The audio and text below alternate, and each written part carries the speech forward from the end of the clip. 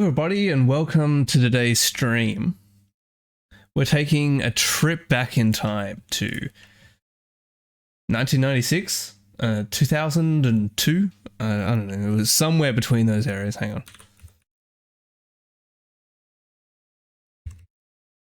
One sec. 1997, I was close. We're taking a trip back to 1997, we're going to play Symphony of the Night, which I fucking love that game so much. I've just been feeling the thirst, like a vampire for blood, for, this is a very stupid analogy, for Metroidvania. And honestly, it was a toss-up between replaying Symphony of the Night or playing through, God, what is Ega's new game called? Portrait? No, not Portrait of Ruin. What the fuck?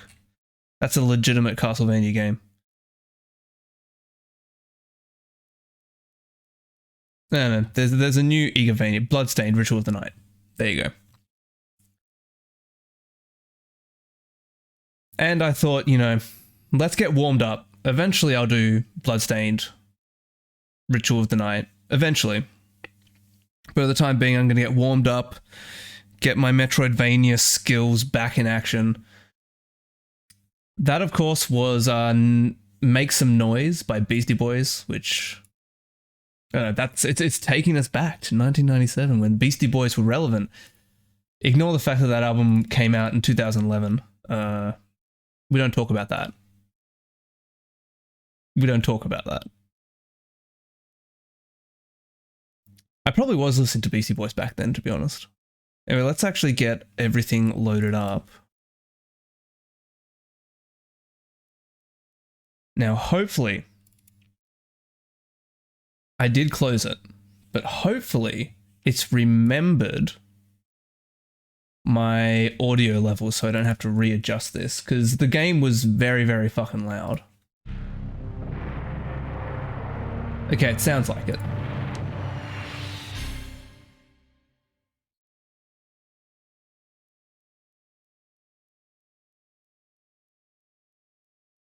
Look at that title screen. How fucking beautiful is that?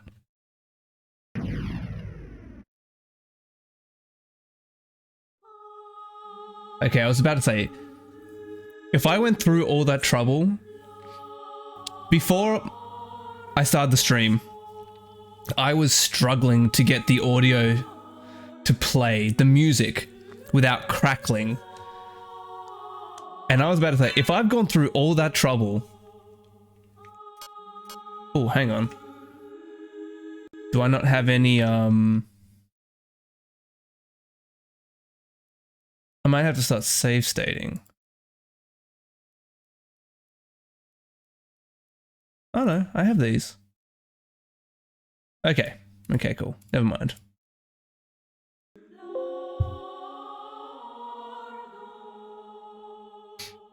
For a second there I panicked and thought my video, my memory cards weren't working. So we're gonna go with a very boring name, because really the name doesn't matter. I had to get this game working. It was a struggle, but I'm glad, you know. It's my favorite Metroidvania of all time. I rate it higher than like Super Metroid and other games like that.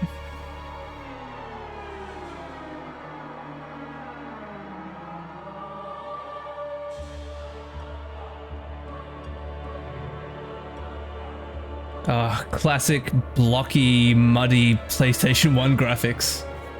I love it so much.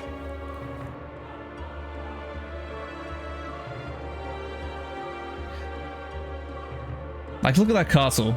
It looks like something made in Blender and then they forgot to apply the textures to it. You can see the rock clipping through the wall there. Wow. 1997 was such a simpler time.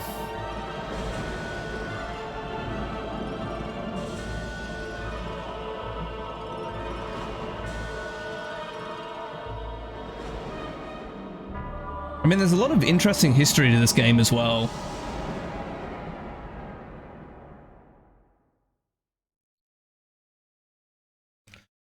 a lot and a lot of very interesting history. For example, well, you know, I can't blow my load about all the knowledge I have about this game straight away, you know. I've got to build it up. Anyway, you can get up to this area early.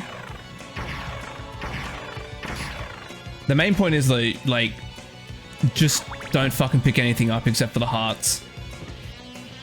If you want to make the incoming fight a lot easier, you just grind out some fucking hearts here. I should be really, like, destroying these as well. If you go further up, there's going to be, like, some items and stuff. You definitely don't want to start picking those up, because I think they do disappear for the Alucard section. Spoilers, this isn't the whole game. You don't just start the video game right at the end. And then you just hear record scratch, Richter's voice. Yeah, that's me. You may be wondering how I got into this situation.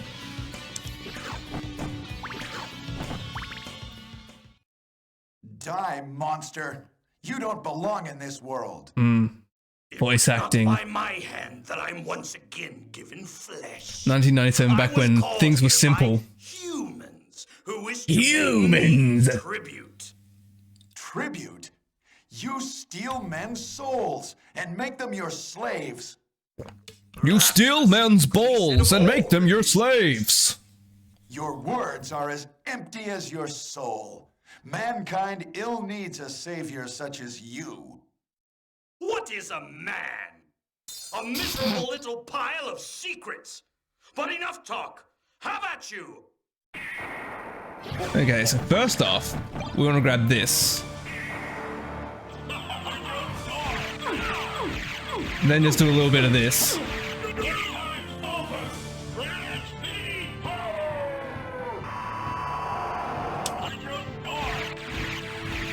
Yeah. Oh fuck, I took damage.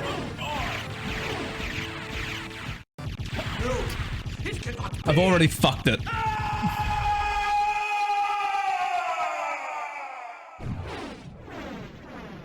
And we banish him to the same realm that Zed was. Is it Zed?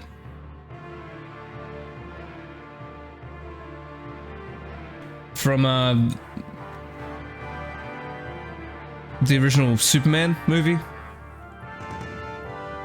It was Richter Belmont, the legendary vampire hunter who succeeded in finally ending the menace of Count Dracula, Lord of the Vampires, who had been brought back from the grave by the Dark Priest, Shaft.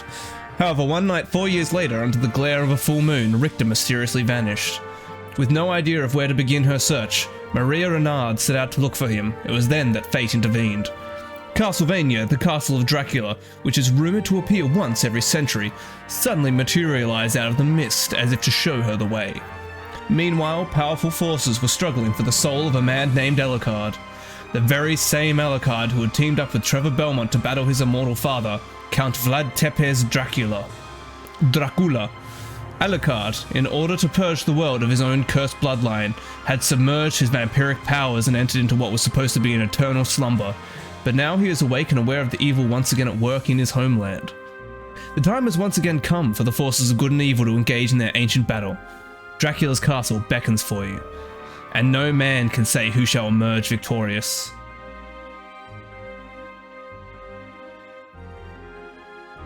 I think the spoilers for this is that it's going to be me. I'm going to be victorious.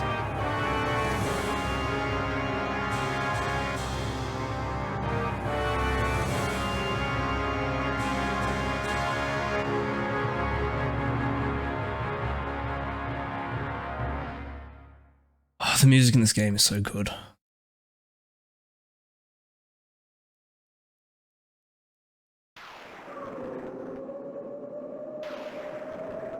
Okay, so I'm gonna have to figure out the controls.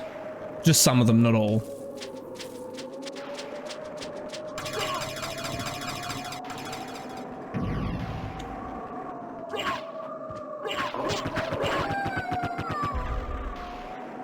Okay, this looks a little bit weird.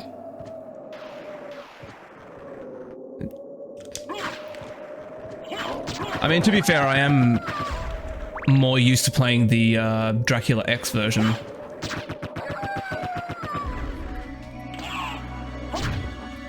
I'm trying to find out what my backslide is.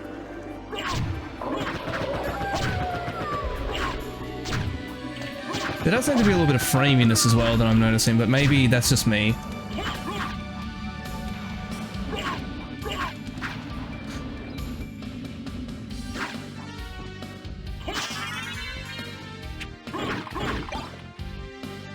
Up pot rolls.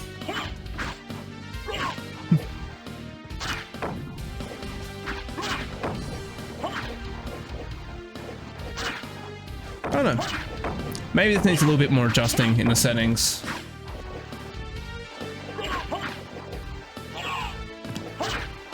Now I forget. It's not really important. Like, none of the stuff that I'm really collecting right now is very important. There will always be an opportunity to get them later.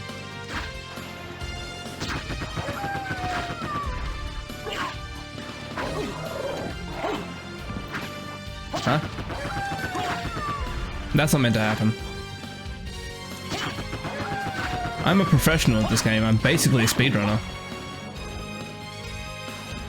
Now there is a way you can like keep your starting gear here, the Alucard set, all of this. I don't know how to do it. It involves some kind of like charging up a hit and then getting hit in a specific spot by that warg and getting launched past the cutscene. I've never been able to do it. Ah, Alucard. What is your business here? I've come to put an end to this. It's essentially death asking us business or pleasure. Mortals. I'll not ask you to return to our side, but I demand you cease your attack. I will not. You shall regret those words. We will meet again. And then Death in an ultimate dick move just steals all our shit. Thank God we still get to hear Alucard's. It's good times.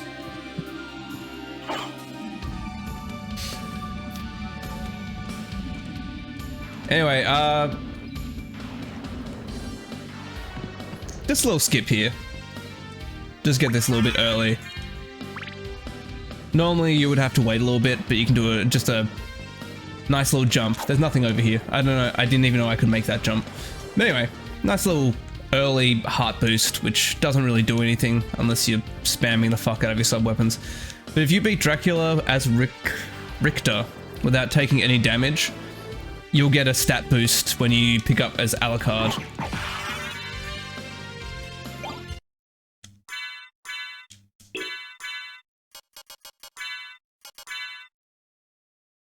And we have our weapon.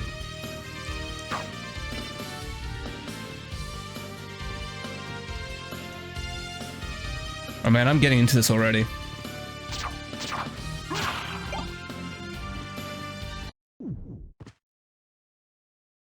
Now, this is kind of an interesting game. Because... Thanks, Sarok, I will. Because, from memory, Sony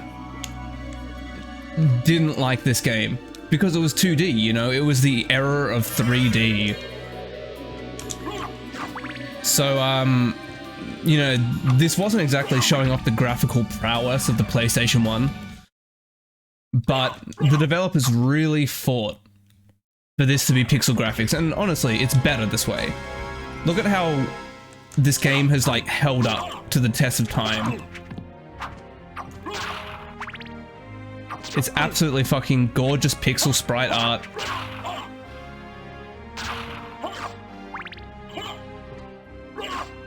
But it was meant as like a basically a send-off to the old, you know, 2D era of... Right, I could have just done that. Send-off is to the 2D era of Castlevania games.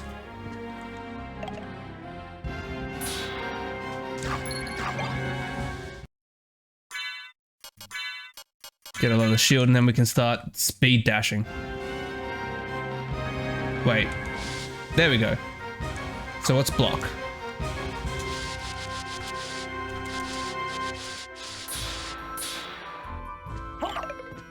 Not that I'm really, you know, going to do that. I'm not a speedrunner. Oh, okay. Save room. Might as well. I took a lot of fucking stupid damage. But you can kind of tell. This game was a labor of love. Like, a lot of just hard work. People who genuinely love this game series went into this. And then it turned out to be, well, I don't know if it sold well. I want to say it did, but that could be my biases kind of shining through a little bit. Because as I said, I do absolutely fucking love this game.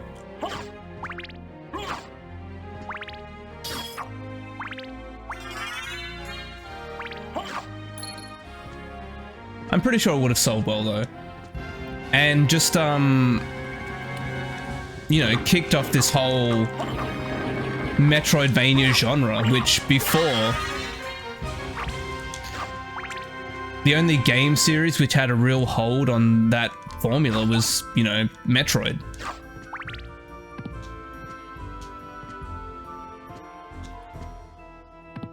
Okay. I can't fucking jump worth a damn.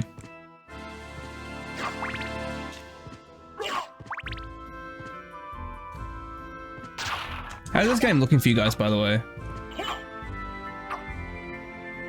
I think it might be stretched. So I think actually what I'm going to do, I'm just going to fix this up. Because I don't think it looks too good stretched, to be honest. It does mean completely restarting the PlayStation emulator, though.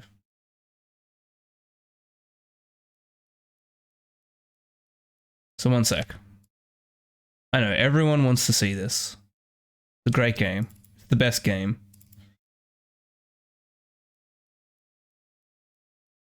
There it is. Okay, let's change this. 800 by 600 seems pretty good. 800 by 600. Screen. 800 by 600. Actually 1024 by 768. I'm pretty sure that's not a. I'm pretty sure that's a 4 by 3 resolution, right?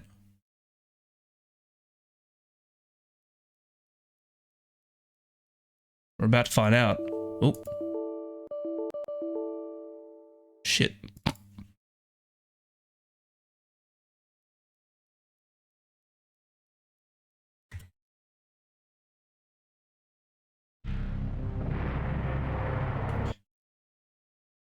That was me accidentally hitting run CD-ROM.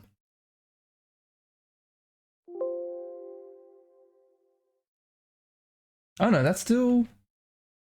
Oh no, that's better. Okay. So this should look good from your guys' perspective now. It should look a lot better. Which is, you know, all I really care about is making this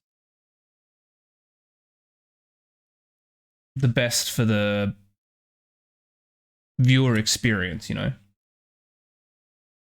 Okay, why is that?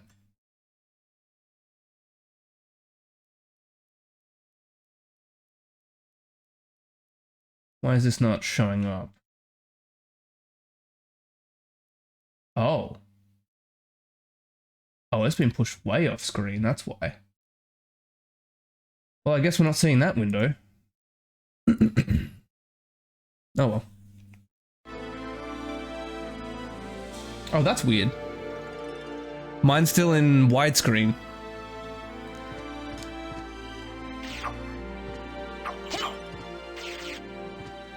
But you guys should be seeing Alucard in his correct sort of look.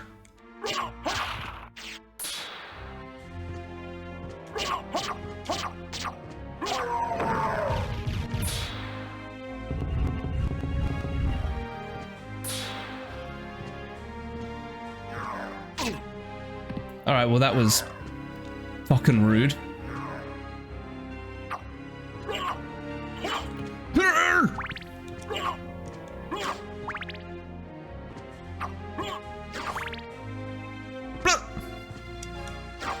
And just getting a voice actor to sit in a fucking booth and say, make the pain noise.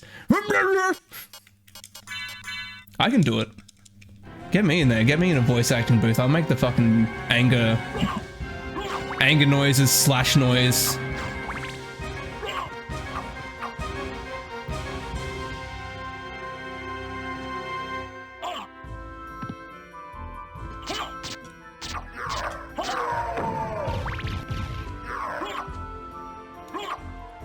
This game does have some of the most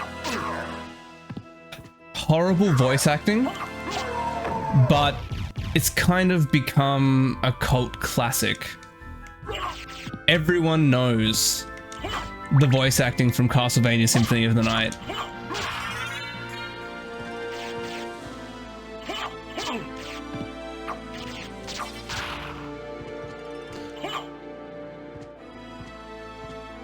Well, at least any nerd, right? Like, if you go up to a regular person who's like, die, monster! You don't belong in this world! They're gonna be like, what? Excuse me? But if you're at, like, say, a convention or something like that, and you throw out a die, monster! People are gonna know exactly what you're talking about.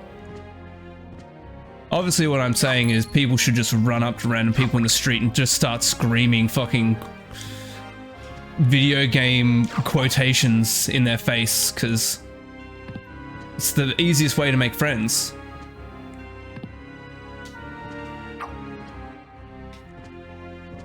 Just walk up to someone in the street and just ask them what is a man, and when they, no matter their answer, just throw them a miserable pile of secrets.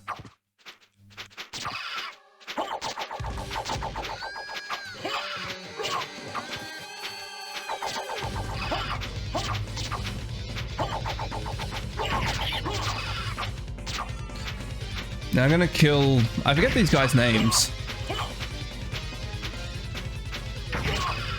The lizard guy is way easier to kill first. But it's kind of like a, you know, gotta keep it relevant for Dark Souls and the like. It's kind of like, Ornstein and Smaug.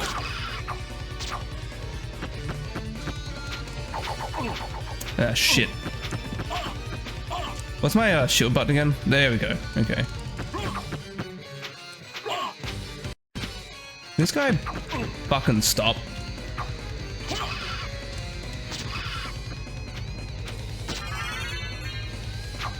And now he just gets... Okay, maybe not yet. Okay, we're getting some hang-ups here.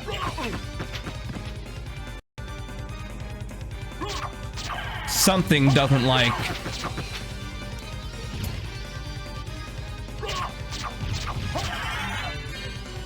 Something doesn't like boss music, apparently. I'm so happy killing the boss like that slowdown still. Just why? I don't know. Technical difficulties, I guess.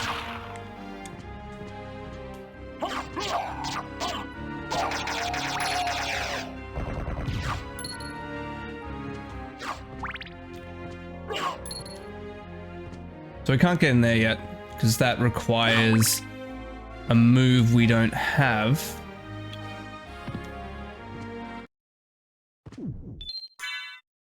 Always be saving. This game is not necessarily hard. In fact, some people would call it the easiest of the Metroidvanias. Specifically the Castlevania style ones. But, it still starts off kind of tricky. Like, it's definitely not the easiest of games at the beginning, but once you get into it and Alucard starts leveling up, the game takes a turn towards the easy. At least I find until you get up to the inverted castle, and then it kind of does pick up a little bit there. I'm just gonna deck Alucard out in some sick fucking sunglasses. Yo, Alucard, those Ray-Bans.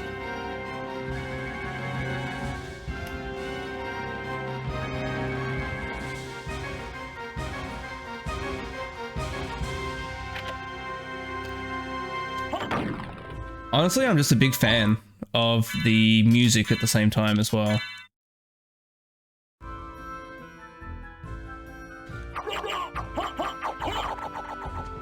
I forget who it is who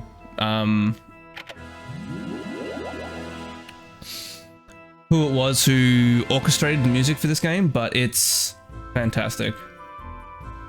It's honestly some of my favorite video game music.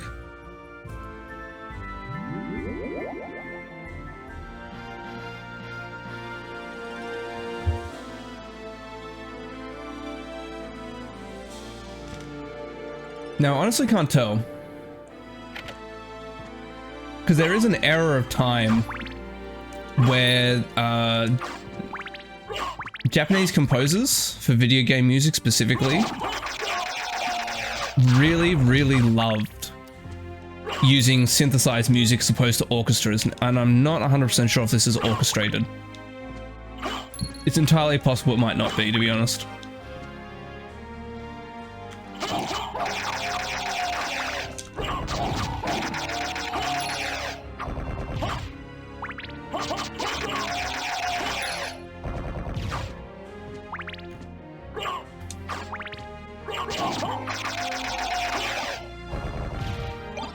You know, I haven't used the reflector gem that often.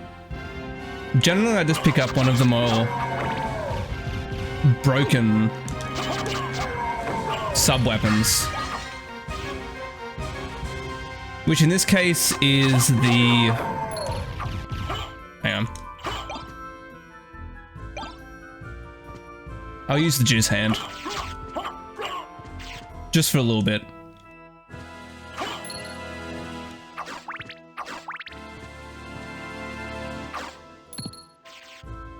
I don't think there's anything cool up there, apart from, you know, castle completion.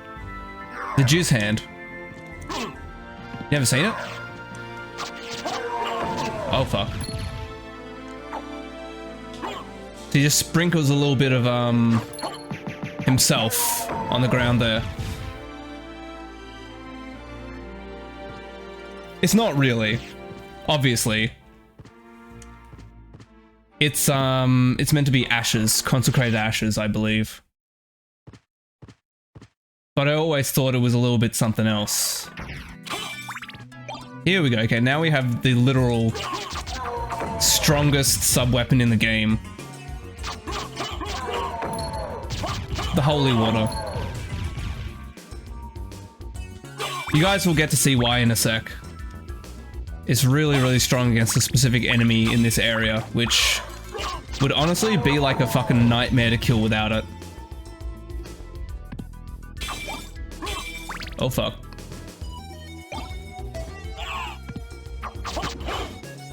And let me just kill a sentient table for a sec here.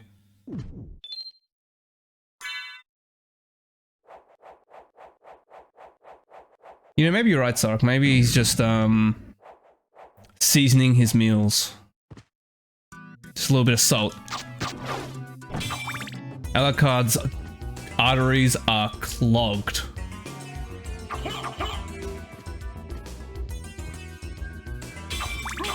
My name is Alucard, and I drank the blood of some people, and those people were high on salt, and now my arteries are clogged.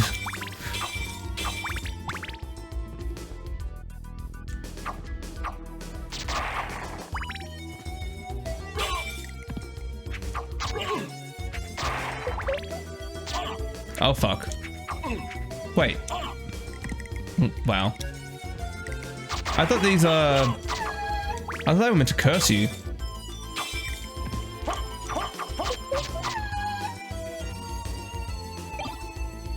Smart potion? I could use that in real life half the time. If you're wondering what it is that I can't open, which I'm a little bit annoyed about, it's my topic of things to talk about.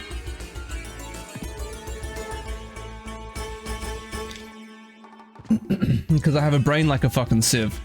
So I legitimately will never ever remember topics that I want to talk about. So I'll probably just like blunder through. Oh no, my streaming empire, it's all coming crumbling down. Oh, fuck. As you can see, this guy, heaps of damage. Oh, fuck. And now we can kind of see how much damage we're doing.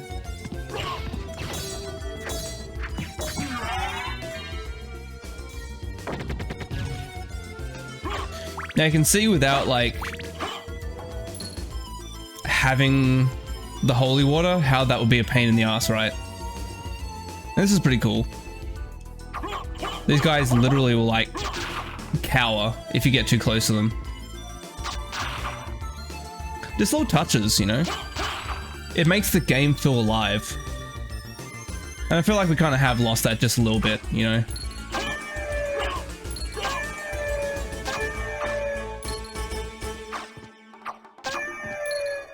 Like, you know, these ghosts that sound like dying cats, you know, we've lost that.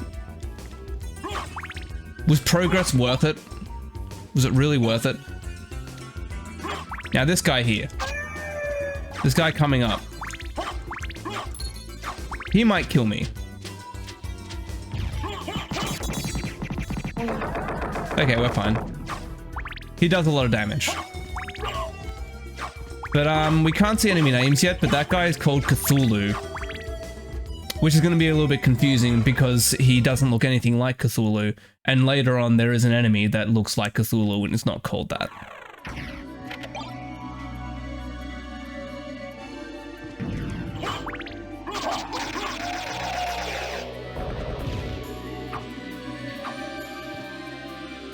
But yeah, we literally start at base. And we have to pick up relics to even know how much damage we're doing. To even know what the enemy names are. I believe this is a bloody zombie.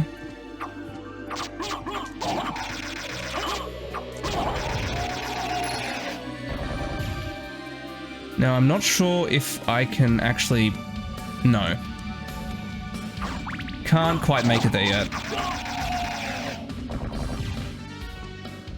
Shame, really, shame.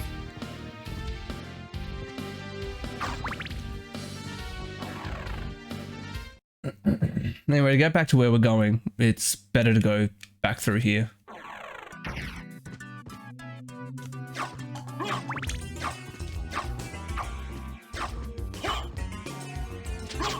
Back past Cthulhu here. Now it's not... Jesus. It's not...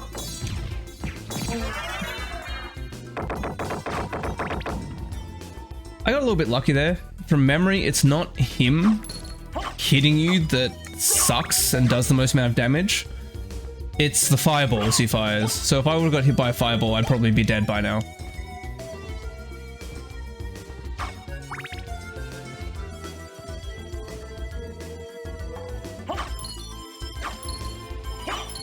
Okay, judging by whatever this synthesized instrument is right now, I'd say, yeah, this soundtrack is synthesized, not orchestrated.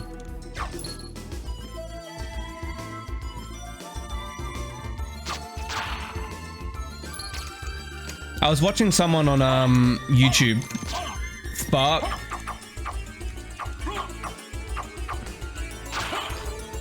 Okay, I'm actually gonna have to use a fucking potion or a turkey here or something.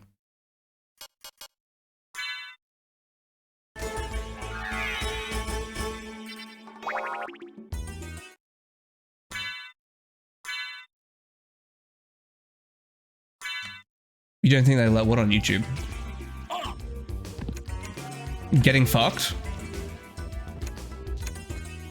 Where there's a will, there's a way, my friend.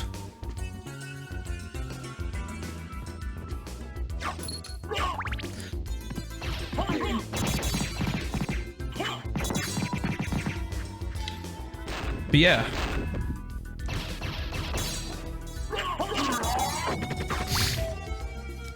I was watching a video on YouTube,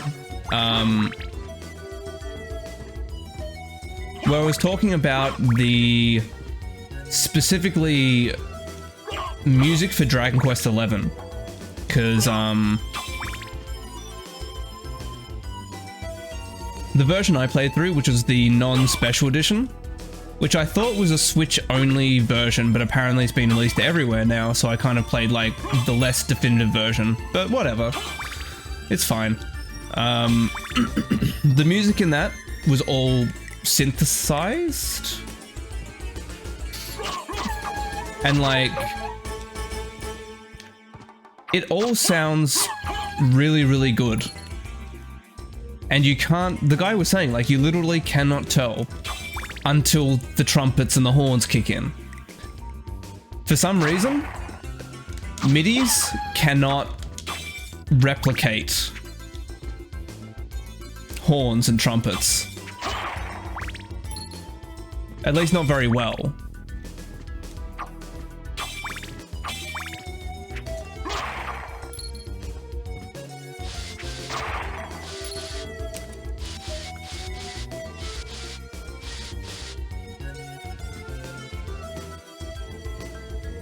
And that's kind of like the dead giveaway. If a soundtrack is like orchestrated or whether it's synthesized, if there's trumpets in the soundtrack and you can hear them and they sound a little bit stinky, you know, it's a synthesized soundtrack, which, listening to some of the sounds present in this, yeah, it's pretty obvious. I mean, orchestrated sounds better. And in fact, for the special version, Dragon Quest XI S they released, they did go back to a fully orchestrated soundtrack.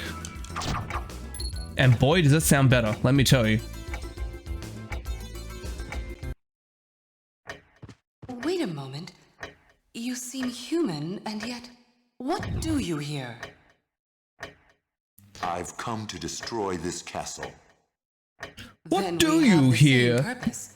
I'll trust you for now. I'm Maria. Who are you? Alucard.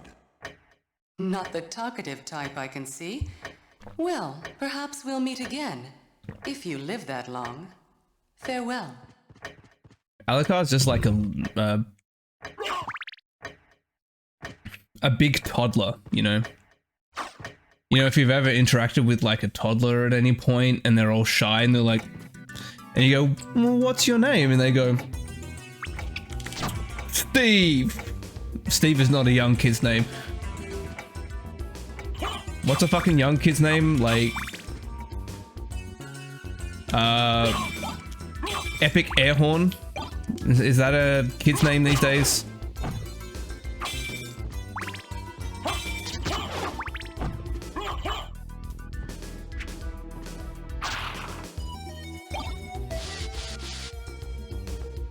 Top 20 children's name. Tommy? Tommy. Yeah, like Tommy, and they don't really say anything. They don't really want to talk to you because they're incredibly shy. That's Alucard. Just a big old blood-drinking toddler. I don't want this yet. Note how I said yet. Oh. Yeah, the Bible is not very good. It's honestly... Wait, Tommy? Like Tommy Wiseau? Hello, it's me, Tommy. And I'm 4 years old. I haven't heard Tommy speak in a long time, so that's a very bad Tommy Wiseau impression.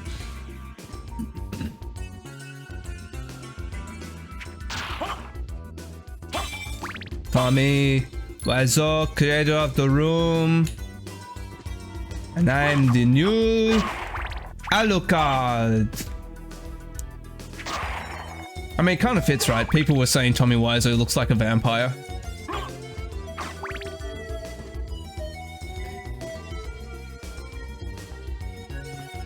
You know what? Symphony of the Night movie and cast Tommy Wiseau as Vlad Tepes Dracula.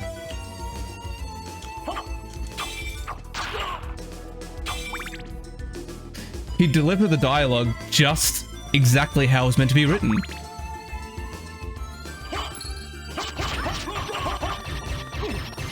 I was brought here by humans who wish to pay me tribute. I'm so tired of this world.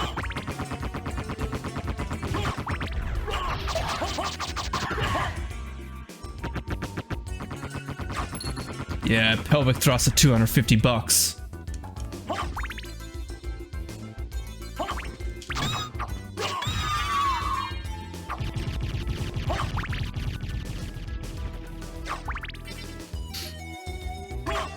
Man, I'm legitimately liking this idea now. It's a stupid fucking idea, but I would love to see Tommy do the voice acting for Symphony of the Night. That's me, Tommy Wiseau, and I'm the new Dracula. That man's Twitter is a fucking insane follow, by the way. Okay, this guy. Hard to kill. Kind of worth, though. Who's Twitter? That's a good question. Twitter is all of us at some point. I was like, hey, what's going on?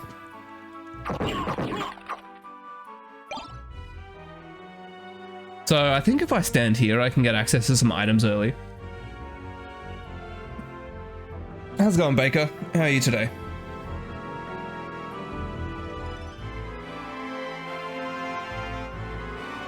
I forget if I stand... Oh, there we go. Okay. Just a little, you know... little hint for you guys here. I've been, well, better now, but I managed to get myself a little bit of the rovid, you know. But I'm feeling like $1,000,000.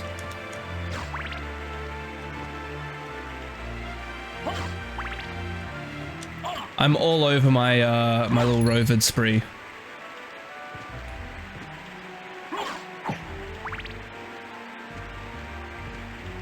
And here's just a little room, which is kind of interesting, because this is the only area in the game that serves no purpose, except for this.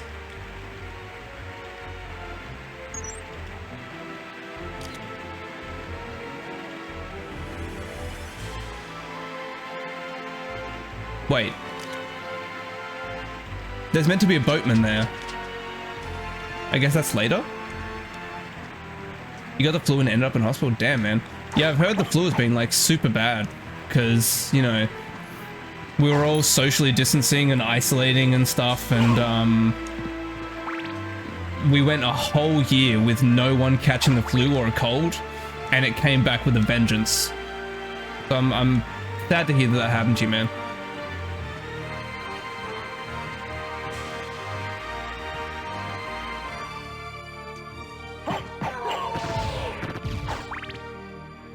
Funny but not so funny, I guess, at the same time. I have, like, legit never been to a hospital. Like, I've never been your hottest man Tassie for a while.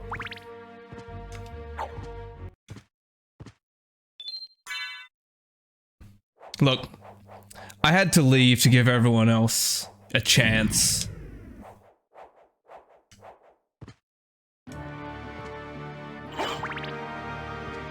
Your temp was 43.2. I don't know what mine was.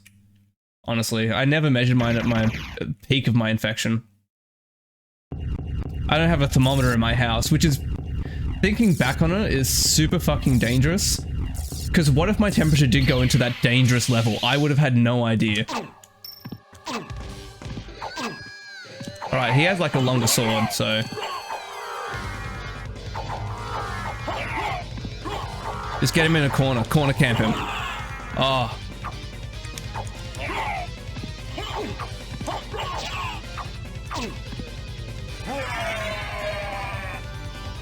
They thought the thermometer was broken? That's not a good sign.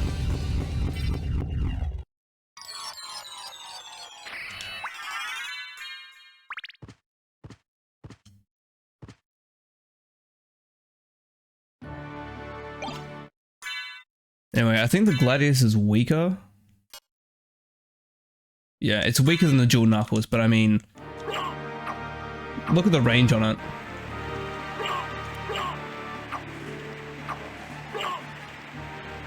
Now, not a lot of people know this, but if you do a perfect jump, you can actually reach that.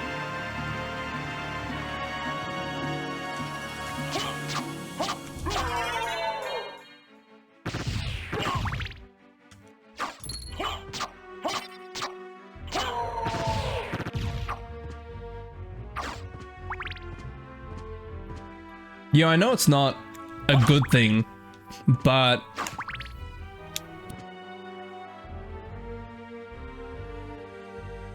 that's kind of actually genuinely impressive that you were still conscious of that temperature.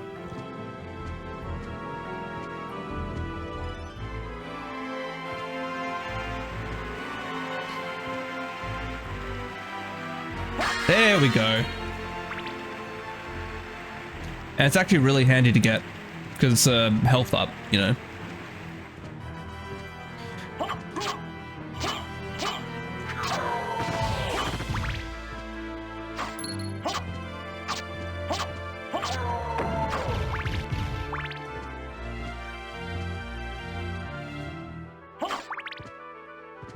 Maybe he should have been asleep. It's like, bring out Macho Man Randy Savage from the dead. Choke this patient unconscious. He shouldn't be alive. Well, not alive. He shouldn't be conscious right now. Oh yeah. Gonna choke him out, yeah. Cream of the crop. Macho Man Randy Savage here. Fever's too high.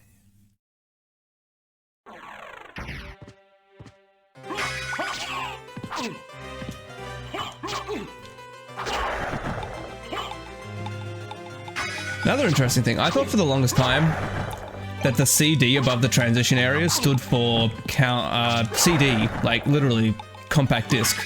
No, it stands for Count Dracula. Makes sense, right?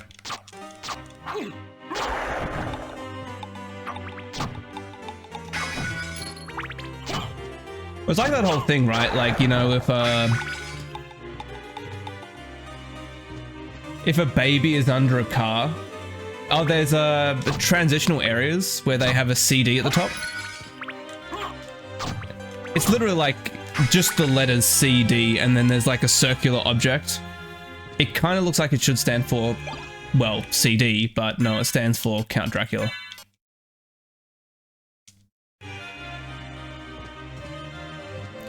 Yeah, when like a kid gets trapped under a car and a parent is able to like lift the fuck out of the car. Same sort of deal, I guess.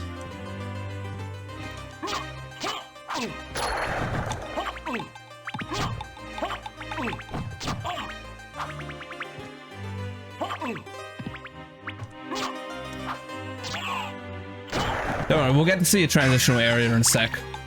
Because I've got to walk my way back out of the library.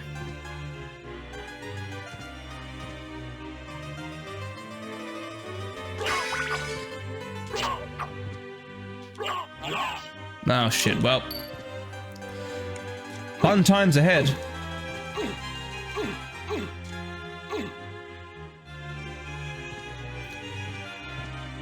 Curses are very annoying in this game.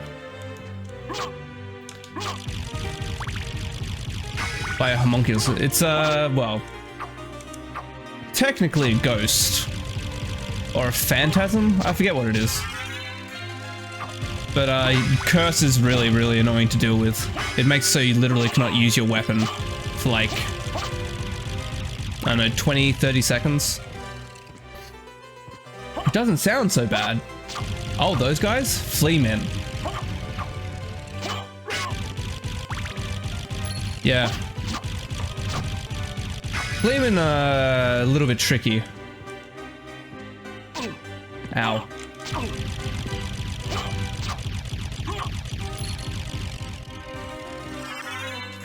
Okay. Finally, we can see enemy names. Just in case you want to know what all the dudes I've been fighting are.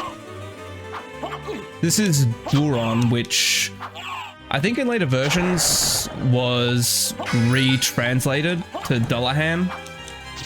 Which, you know, it's meant to be... Oh.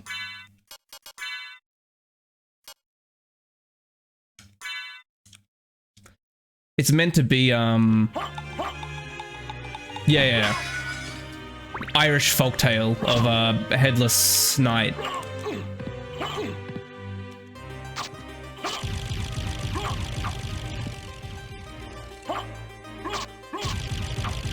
No, literally just called spell... Jesus Christ. Literally just called spellbook.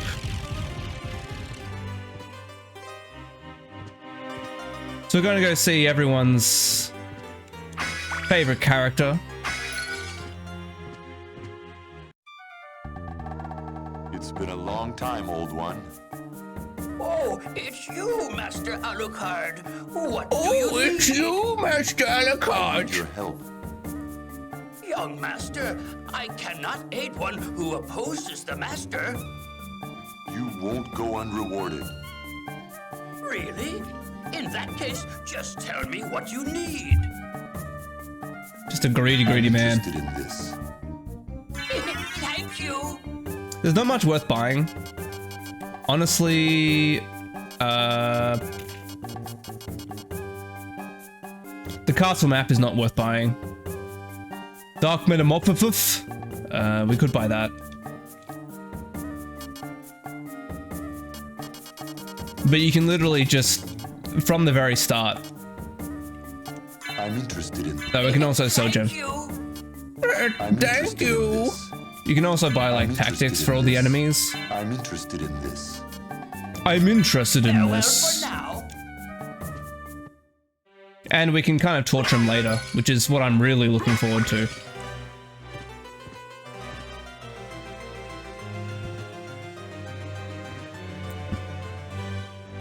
But you might remember...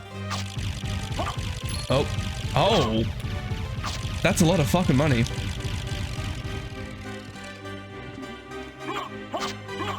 I wish I could find just a casual $1,000. You know, plus inflation. That's probably like a nice $4,000 or $5,000. Minnie Mouse.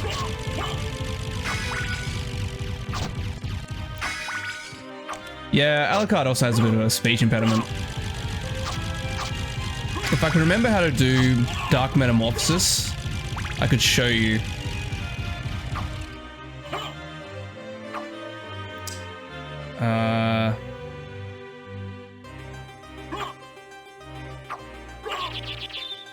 Oh, there we go. Yeah, some weapons have weapon arts, so to speak. Like this. Rapier here. Ectoplasm. And this is also an ectoplasm, but for some reason it's grey.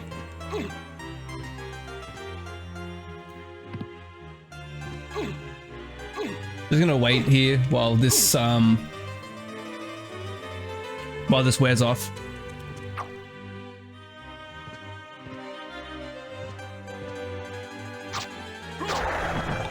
And I'm trying to get off the weapon art here.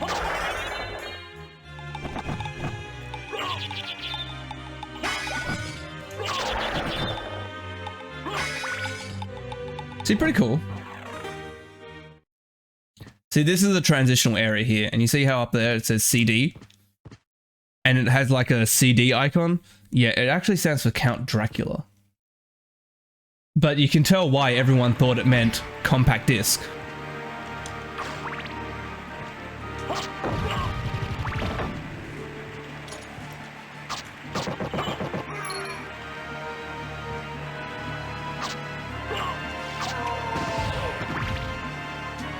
Man, this thing crits big. Oh, there's some really cool enemies here. The bone muskets. They create this cool firing line, and I think that is genuinely the only place they show up. I think.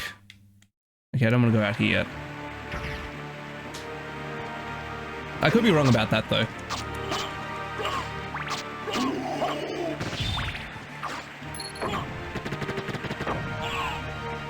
Wait. Why'd the Medusa head not turn me into stone? What is going on here? This is weird.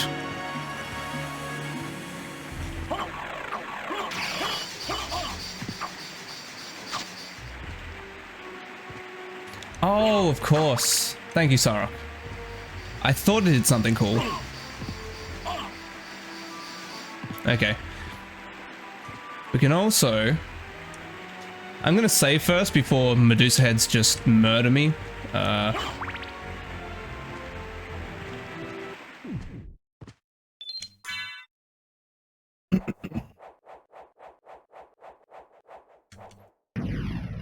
Like, I think the jewel knuckles, no, the jewel sword. The jewel sword can turn enemies into jewels, but very rare chance for them to drop them. I'm pretty sure you can jump across here. Yeah, there we go.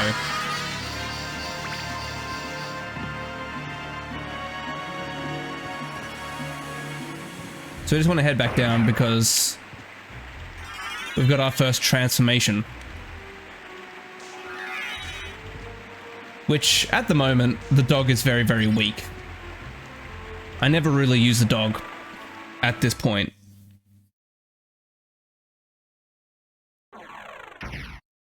Cool, our first teleport, I should say.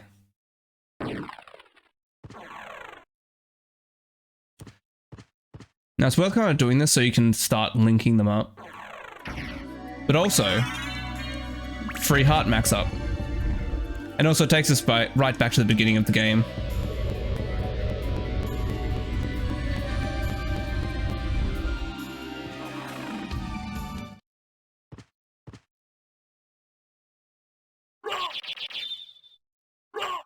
I'm really trying to get like... Okay, well I got this to work. So now if I go to my spells, you can see I've now cast Hellfire. It's forever unlocked. I don't need to buy it to learn how to use it, sort of thing.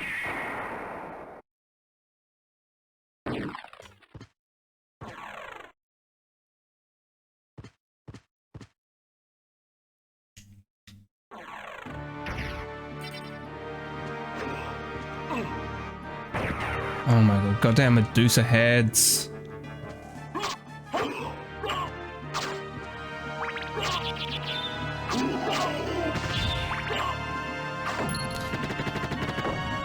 Like, they're not even that bad. They don't really hurt. But Jesus Christ, they're just so irritating. And that's the whole point, you know, is to be annoying.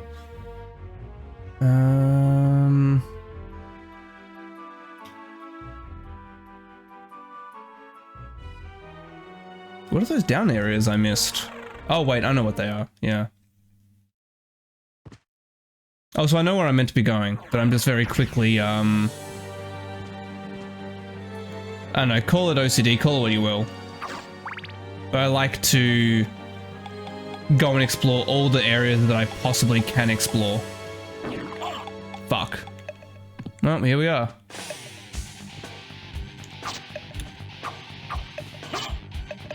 I'm pretty sure it's OCD.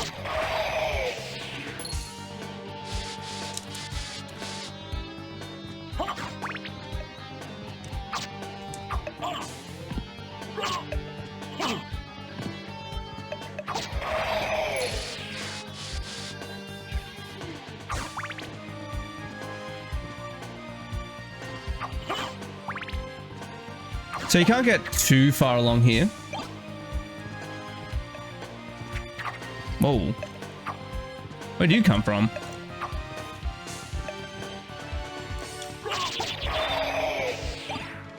Oh, hey, cool. I had no idea these guys could drop weapons. I'm learning shit as we go along here. It's a learning experience for everyone. I mean, I did play the Dracula X Chronicles version, which I think there are some changes. Probably, I don't know. I need to do some better research into this. And now I fucked it. I can't get across there now. Well, wait, normally you can. Do I need to like leave the entire area?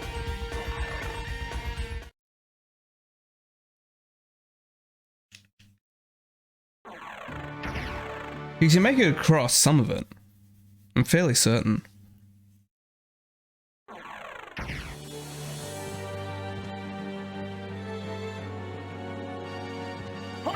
Yeah, okay.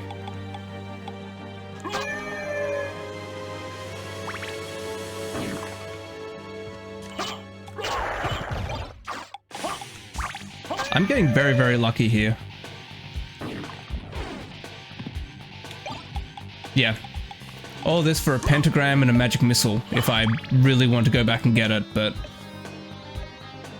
Nah. I've explored everything I can possibly explore at this point, apart from going to new areas.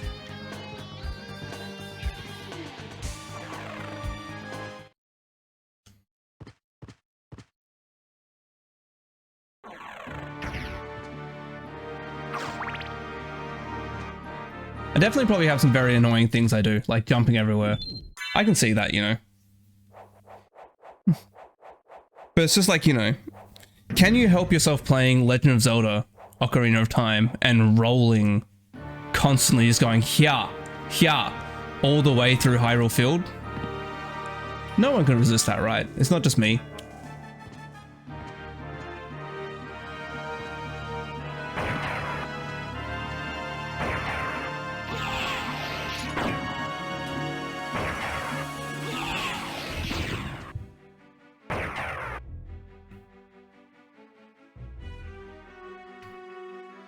I mean, the most interesting thing to me, honestly, is that's the one thing you can't get yet.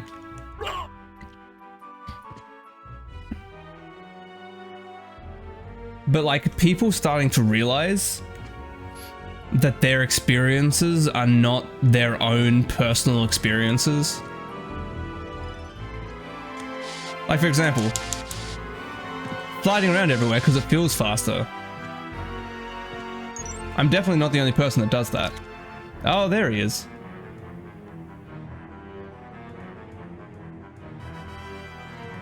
It's the boatman. He decided to show up for everyone.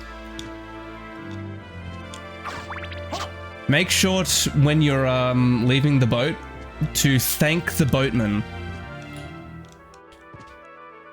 for doing you such a nice favor.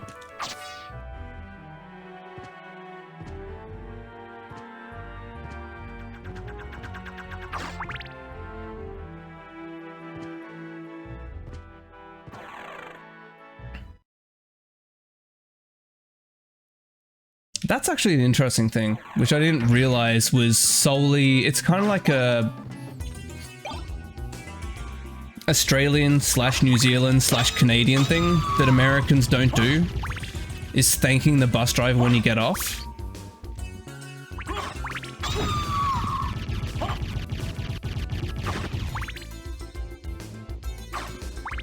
That just feels weird. To not thank the bus driver.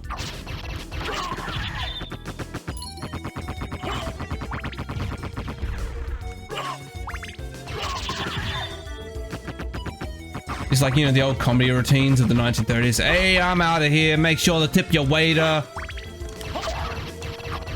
Thank your waiter, tip your waiter. Boy, are my arms tired. I just flew out of New York.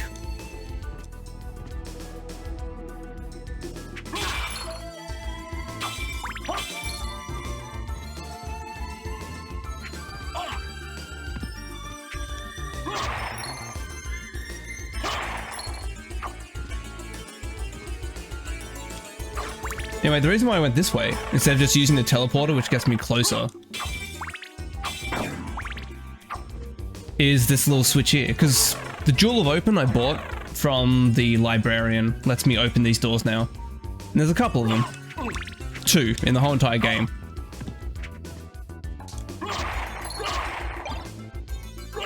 Oh hey, another leather shield.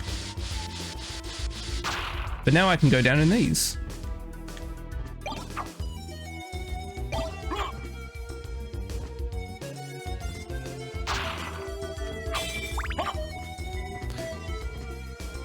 Now there is another area. If I keep going this way. A whole new area to explore, but I'm thinking I shouldn't yet. This is skipping pretty far ahead in the game. But the music is so good though.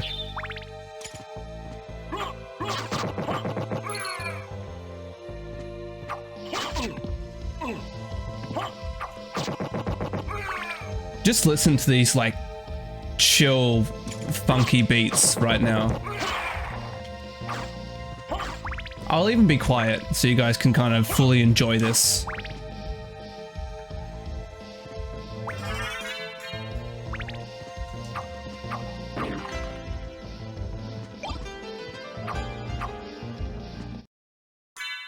Sorry, I just want to check out this bandana here. Extra int, extra defense.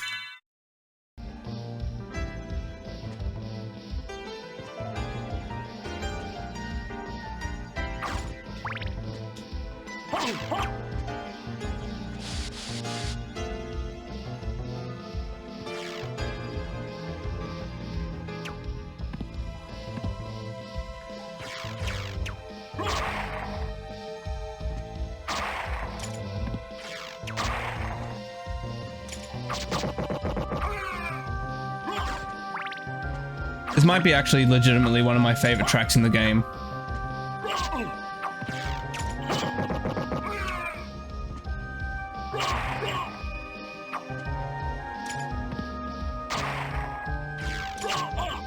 It's even better interspersed with Alucard just going.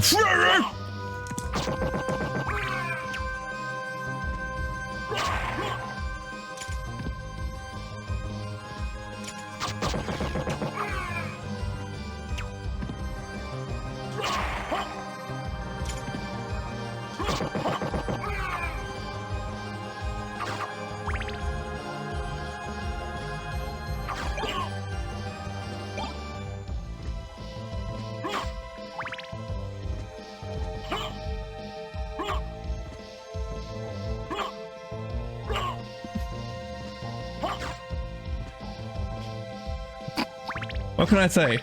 It's absolutely great. Alucard going.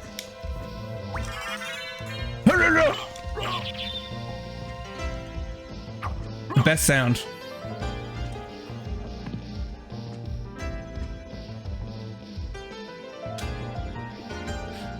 I sure hope you weren't trying to explain anything too serious.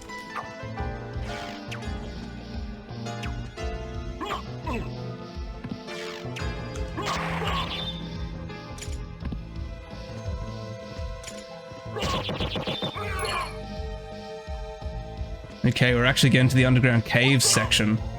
I mean, this all loops back anyway. Such a long climb to get to that other area.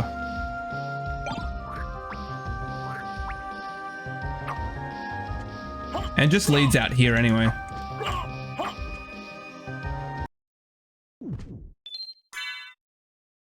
Let's do the underground caves. It gives us a couple of kind of alright items down here. I don't know if I'm going to be able to beat the enemies. Or the bosses, I should say. The enemy should be fine.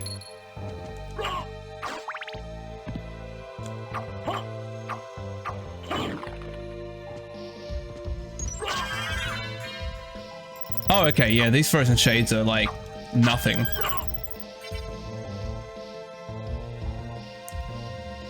Oh, goddammit, I don't have the mermaid. Hey, Ima. No, shit. Double shit. How long we fly? For double fuck.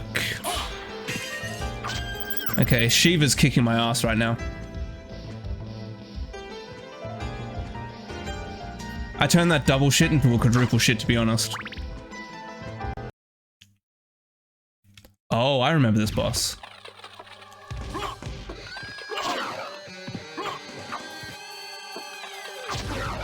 Actually, you know what? I think this might actually be the way you're meant to go.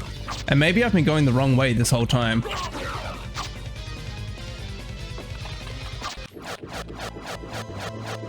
Look. It's hard to not call this the best game ever, but this is the best game ever.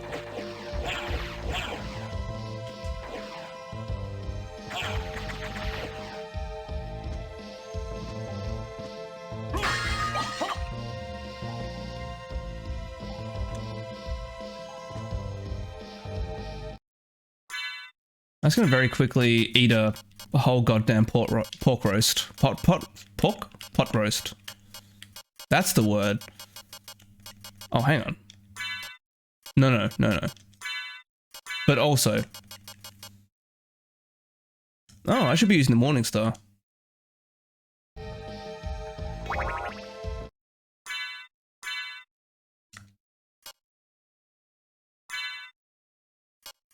Exactly.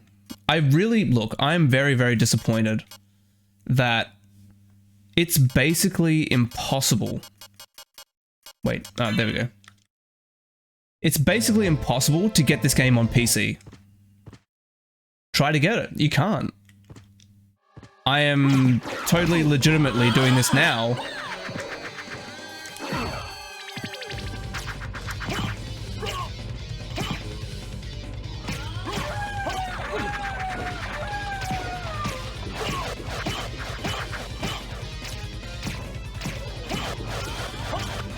But, however, they've released all of the Game Boy Advance classics. You can't buy the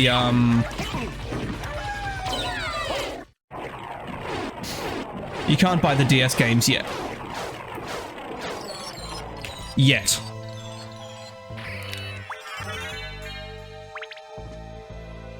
So yeah, normally that boss would be way more of a pushover, but I'm actually doing a pretty different thing to what I normally do. Oh, I got the best cloak in the game. Okay, it's glitching out with the emulator here.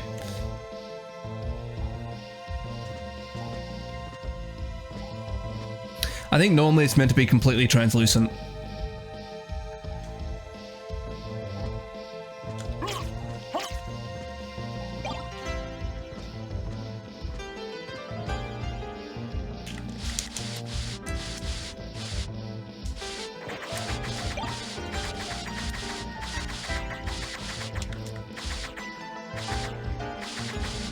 Okay, I'm fucking up my backdash here.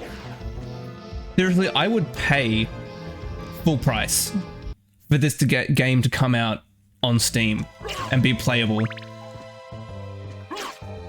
Unfortunately, I don't think it's ever going to happen. I would say that, you know, it's because Sony must have some kind of contract with Konami to not release this game.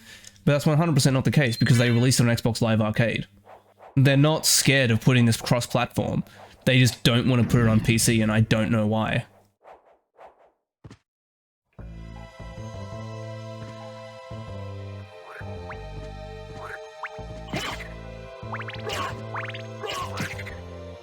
Anyway, we're going to do the darkest thing that Alucard ever has done.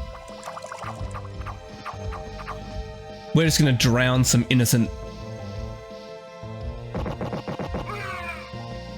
halberdiers, pikemen, something like that. I don't know. They were just following Dracula's orders, and Alucard is like, you know what? No. Anyway, we can't do any water-based stuff yet, because Alucard needs an item to be able to walk underwater, because he's a vampire, and you know, the old vampire myth that exists that running water they can't go through for some reason. purity thing. I don't know.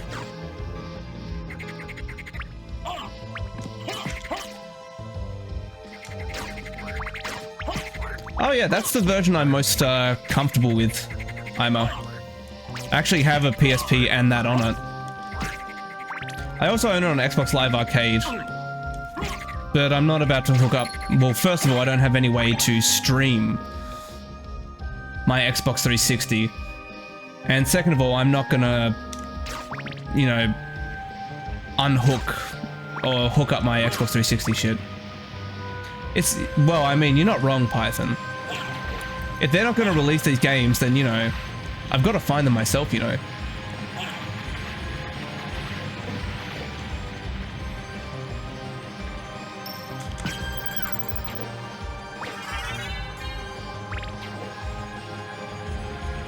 Even if they release them.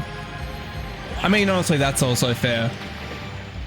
What are they gonna do? Spend it on pachinko machines? The answer to that is yes, they will 100% spend it on pachinko machines.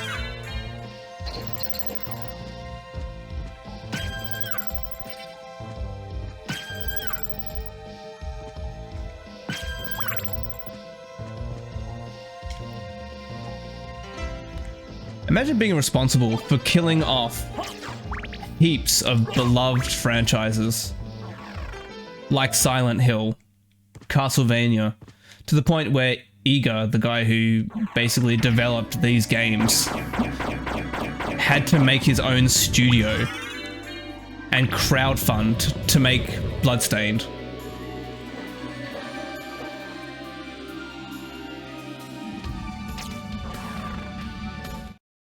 Yeah, trust me, there's no love for Konami here. No love at all.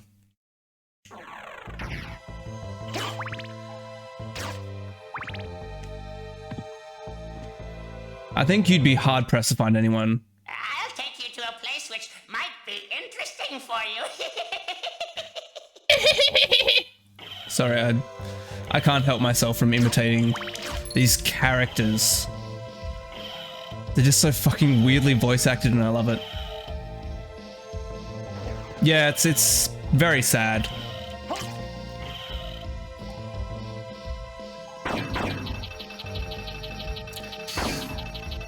Unfortunately, what Konami has done is essentially what the rest of the video game industry is doing.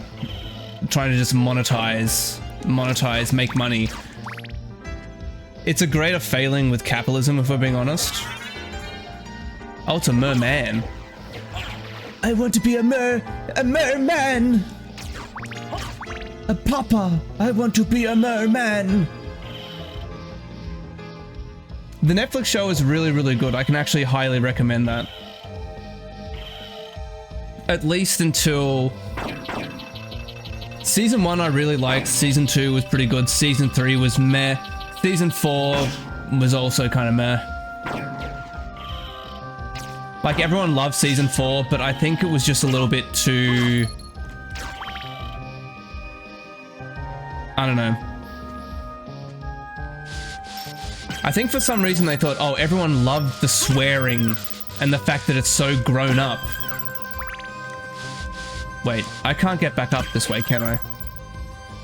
No, I can't. Well, shoot. Well, shoot. And so they kind of went a little bit overboard. Especially with some characters that could have been more interesting if they didn't swear. This is my spoiler-free version for you, Ima. But Season 4 had some good bits, and there's a new season coming out that follows Richter, which I'm excited for. It's currently in development.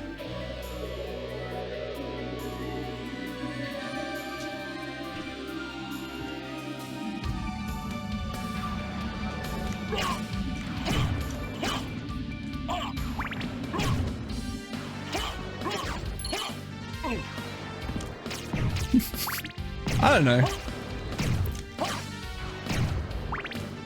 Ima's never complained. So I've just always called Ima. No, I want that.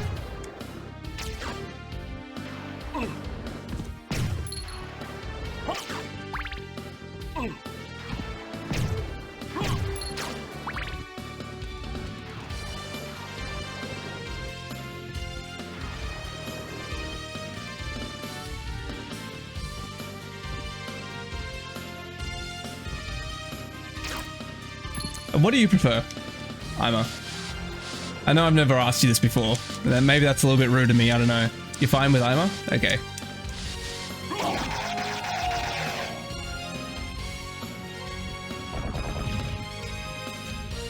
I just generally don't know. I just call people shortened versions of their names all the time. And whatever it is, sticks, sticks.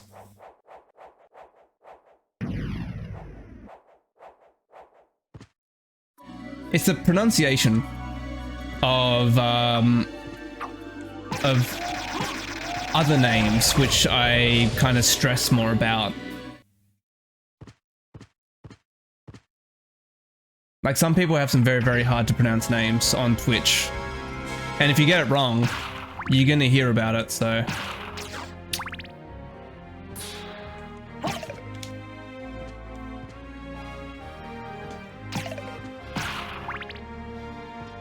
I think I can just jump through here, right? Yeah, that's better. Exactly. It's fucking big brain think.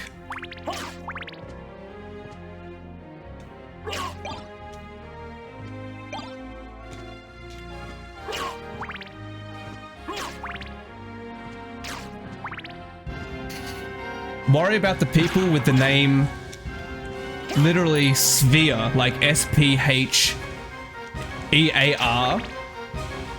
and then you call them Sphere, and they say, you've pronounced my name wrong, it's pronounced S-Sphere.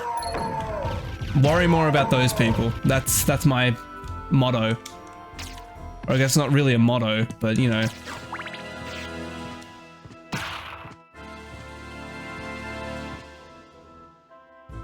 I'm just making up people in my head now, you know. Sphere me, I will warn you. Or sphere me, I guess. Don't give into their bullshit. No one's done that, but you know, I brace myself for the worst at all occasions.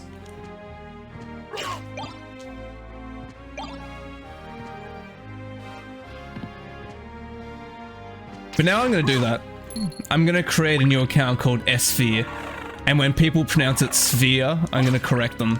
And then they'll never see me in their Twitch chat ever again. So, we meet again, Alucard. It seems so. As friendly as ever, I see. It's strange. This castle is different than I remember it. This castle is a creature of chaos. It may take many incarnations. So I can't trust my memories, huh? Oh well, I'll do my best. Good luck. No, Baker, sorry, I don't. I think it's from not having children.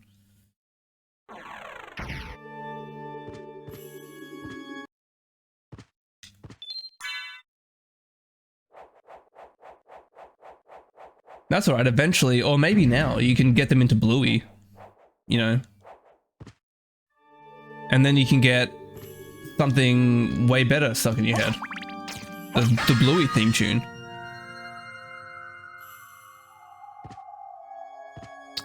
It's stare time. She loves Blue? There you go. I think my niece and nephew would be into them. I haven't seen them for a while, so you know. I do like this little thing where if you kill the lower one first, it just starts bouncing down the stairs. It also leads to kind of some funny stuff. You grew up on GTA 2 to 3 to Warcraft? I mean, I did the same thing. I grew up on Doom. And Doom 2. And Diablo 2. Well, I guess I kind of grew up on, like, if we go even further back, I grew up on Sonic the Hedgehog. I wasn't a Nintendo kid. I didn't have Mario or anything. Okay, this is the fun little thing that you can do. Oh shit. Just do this. Okay, I missed.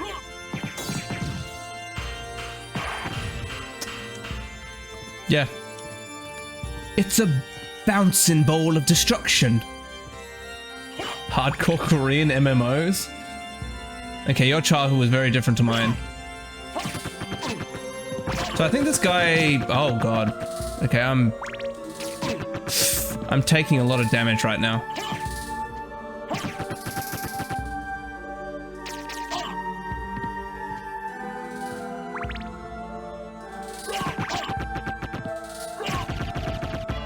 I think that guy can drop a pretty good weapon.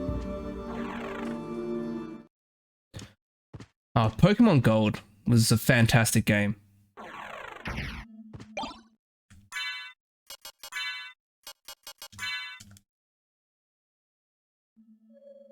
I actually did play Pokemon Yellow, Red and Blue. I still have my Pokemon Yellow where I have all 150 Pokemon. And I think I might have told this on stream before, but it's my one regret, right? There was a store that was doing a Pokemon promotion for, I think, the new Pokemon movie coming out. Oh, I know there was 151. Don't worry, I'm getting that.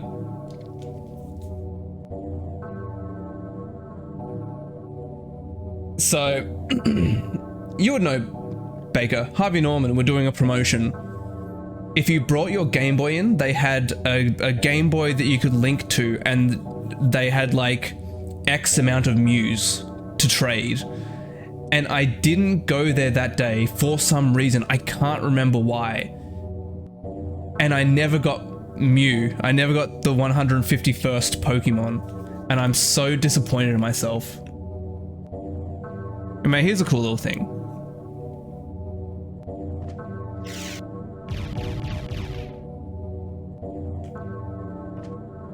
There's no point to it.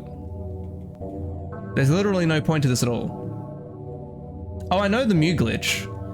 Now.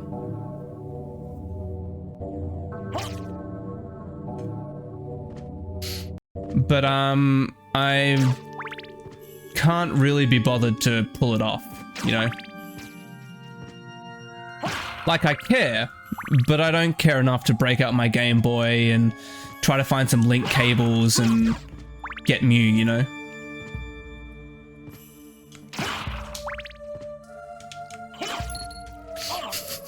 That's very kind of sadistic, Ima.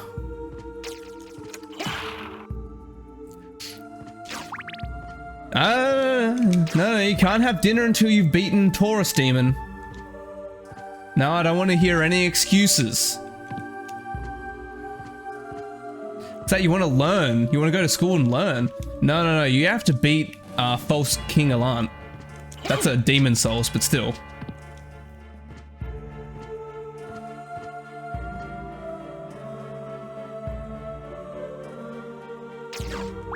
My first experience with Crash was playing my cousin's PlayStation and playing a demo disc and just endlessly playing the levels that came with that. That's my sole experience with Crash Bandicoot. Well, obviously that and coming back later and finishing it. Do a silent demon with a broken sword. No, you're not learning physics until you've beaten the red dragon and gotten his sword. Wish you played more horror games. I did play,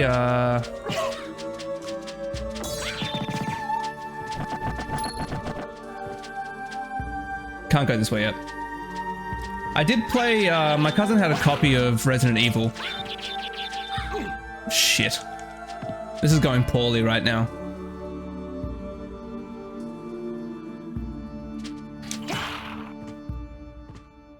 But I never really, like, got into playing it.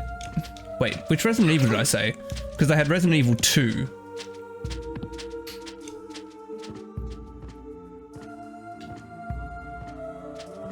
There's no losing hope here.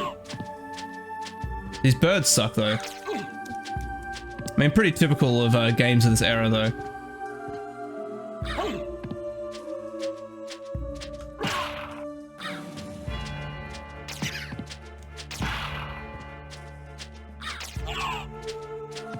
Okay, I think I need to jump from a lower little thing here.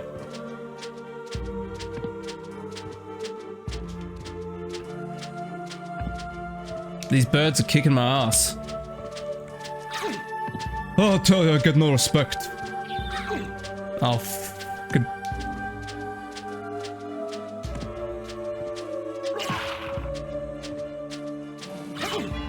Were they always this hard, or am I just being fucking stupid right now?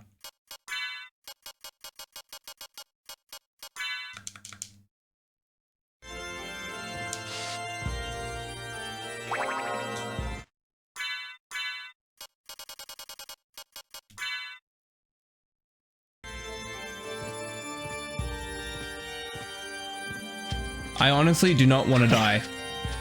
It's probably the weapon I'm using, to be honest.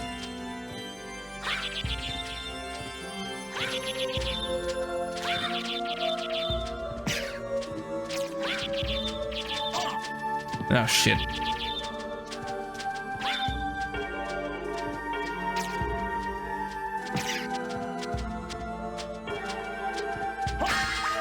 Oh, there was a life max just up here? Okay, I kind of wasted a pot roast. Whatever, the items are here to be used, you know? I'm not gonna be that guy who... I am that guy. I'm literally... I'm literally that person that will fucking... hoard the best items, the best rester of items until the last boss. And then I still won't use them on the last boss because I'm like, well, you know, they're limited. What if there's multiple phases and then, you know, phase 3 will come out and I'll be like, yeah, but what if like there's a super secret hidden boss? There wasn't.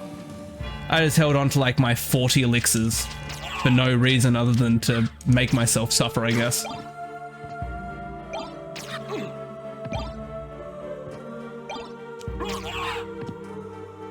Alright, I've had about enough of these motherfucking birds.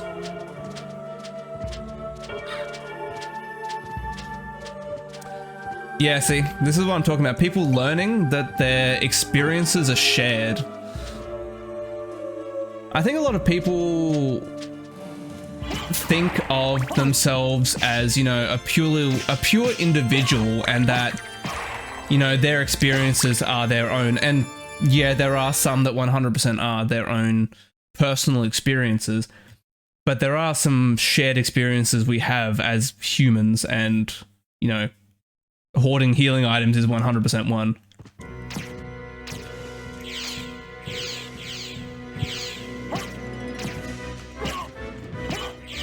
Come on, Hippogriff.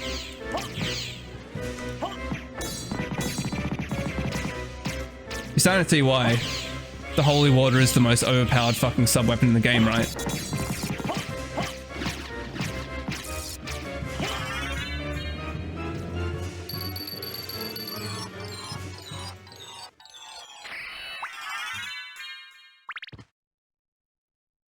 Impressive. You're very strong. What is it you want? You didn't come here to tell me that. You're right. Do you know the name Richter Belmont? Of the Belmont clan? I'm sorry, how do you pronounce his first name? He disappeared about a Richter? year ago, and I'm sure he's here. If you see him, please let me know. As you wish, my lady. Thank you. So, you do know how to be a gentleman. As you wish, milady. Yes.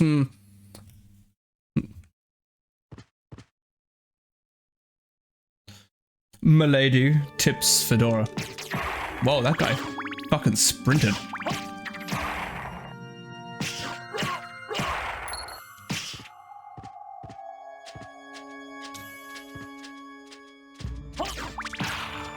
See you grenades and consumable spells. Yeah, see? Everyone had something that they hoarded. Me, I never used a single Estus flask through the entirety of every Souls game because I gotta hoard them. What if there's a boss, you know?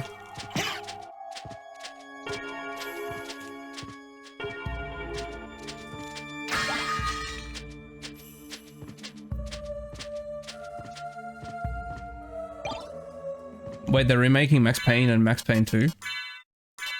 I have honestly never played those games. Sword of the English Navy. I was just joking, but I made a joke that I hoard the Estus flasks in every single Souls game. I never use them because what if there's a boss, you know? And then I don't use them against the boss. Well, you know what? With the remake, maybe now's my time.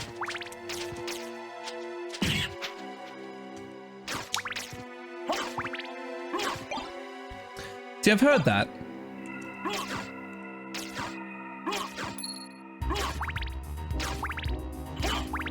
Are they going to get the original graphic design or artist or whatever that they got to pose for the model of Max Payne to come back?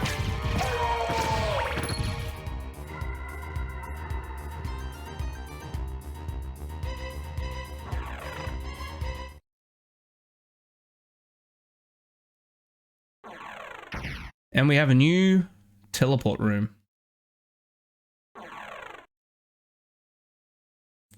They're getting the original studio even?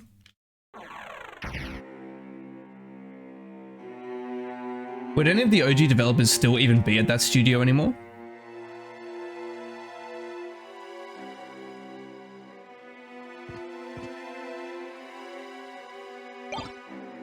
Tuffing.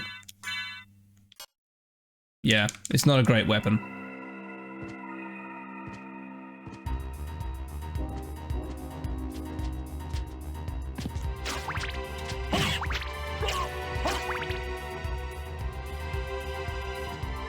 That's a bit of a weird name. Flea Rider. Because the fleas are riding the bird. Shouldn't it be Bird Rider? Oh shit.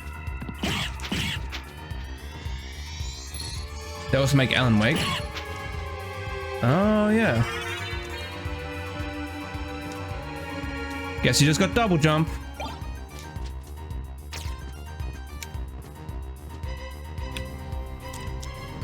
I'm now able to access so much more of the castle.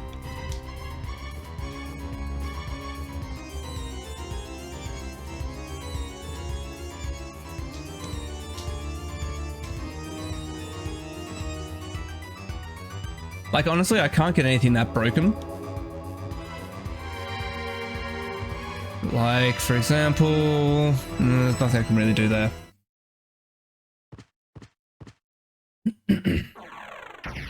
Max Payne is 21 years old. Max Payne 1 can drink. That's a good joke. No one's ever made that joke before when something turns 21 years old.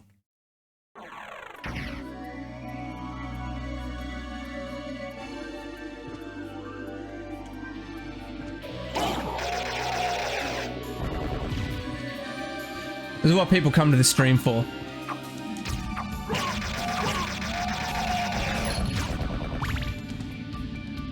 Actually, it did remind me just then.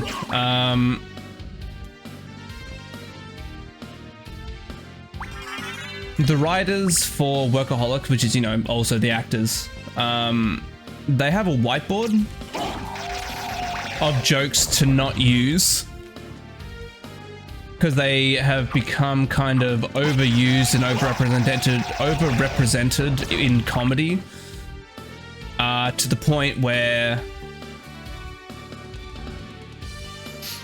they're cliches. Stuff like that, you know, man. Portrait of Ruin is like... It's like Symphony of the Night on crack. Stuff like that, you know. It's very fascinating because I've had a lot of very long discussions with people at work because we're all, you know, we're all graduates from universities that have film degrees and stuff like that. So, you know, obviously our interests are in film. Specifically this one guy who me and him have a kind of very shared distaste of Marvel movies, which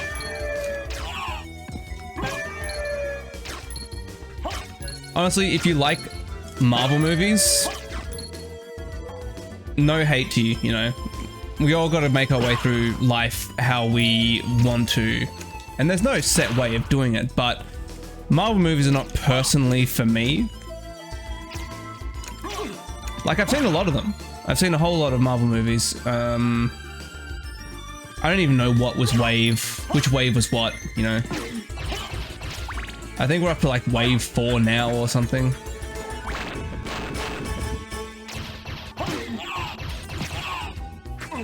Jesus Christ.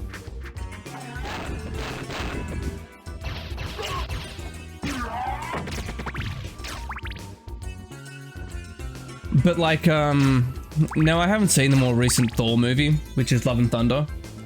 But I've heard apparently there's a lot of like, oh, he's standing right behind me, isn't he? That sort of thing, you know? Those jokes that are so overplayed these days. And I think it has turned a lot of people off Marvel movies. You like Star Wars movies and Marvel movies before Disney bought them. That's fair.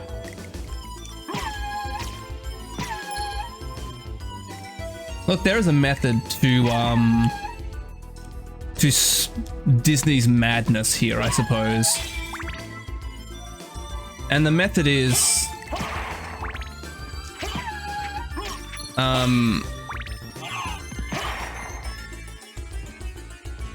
there's a whole game plan, which I think is, instead of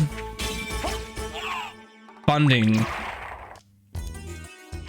Wait, did I not equip the Night Shield?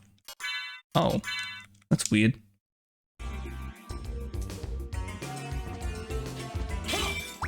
It's more like, you know, why would you spend lots of money on multiple projects hoping that one succeeds, when instead you can just spend money into, like, a heap of money into just a full success, like a guaranteed success. That's kind of like what they're following. That's Disney's game plan here. And, you know, it's kind of working for them until it doesn't anymore. They're kind of like going the Call of Duty route, right? Where even like the Call of Duty devs now are saying like, oh, maybe one a year is too many. Like, yeah, anyone with fucking eyes could see that one Call of Duty game a year was too many.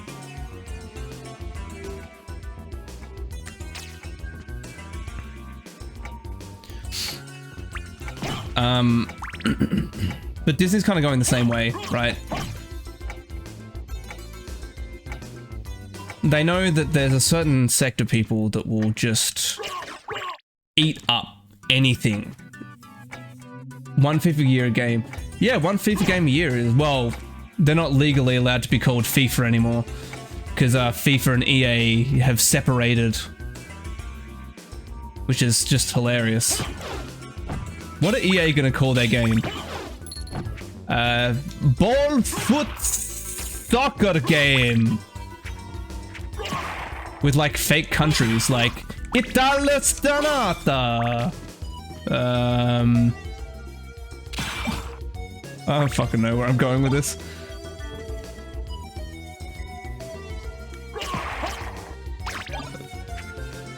Hang on, I can get this back. United States of Dominican Republic. That's going to be an interesting transition. I mean, look, they will still use like Italy and Germany and stuff like that, but football online, kickball. We have the best kickball leagues.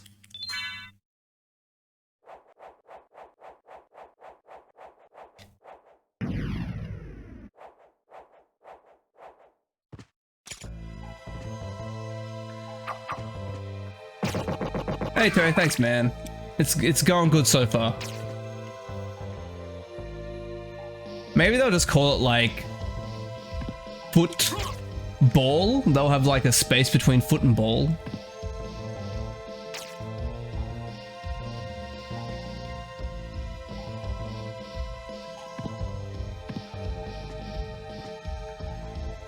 Well, it's kind of incredible that you can miss this entire area and kind of lock yourself out of a really, really important item.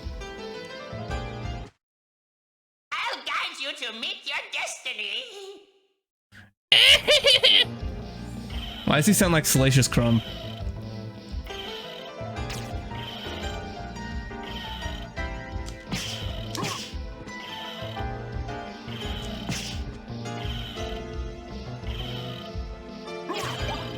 Okay, that was a little bit stupid. I was like, imagine, right? The ferryman and Alucard just having a conversation, but it's Banjo-Kazooie.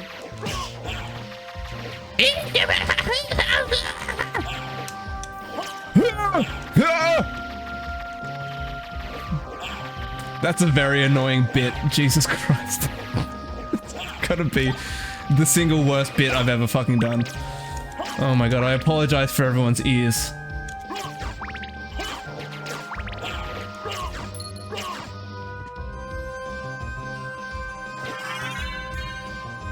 It's the holy symbol. Now Alucard no longer takes damage in water, so we can say goodbye to the ferryman forever. I mean, this has kind of been a thing for a while now, unfortunately,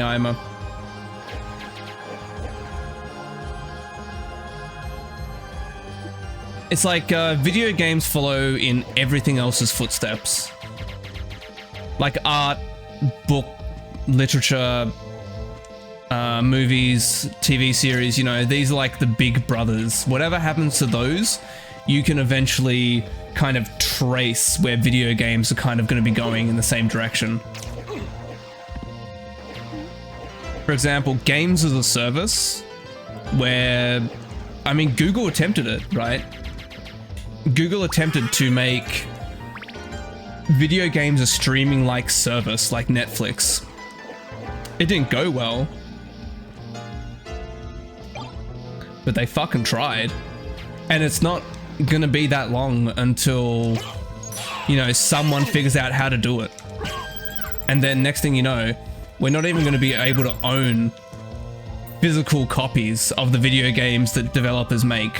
We're going to be basically essentially paying for the right to play them and have them stripped out of our hands at any point. It's kind of a depressing future to think about.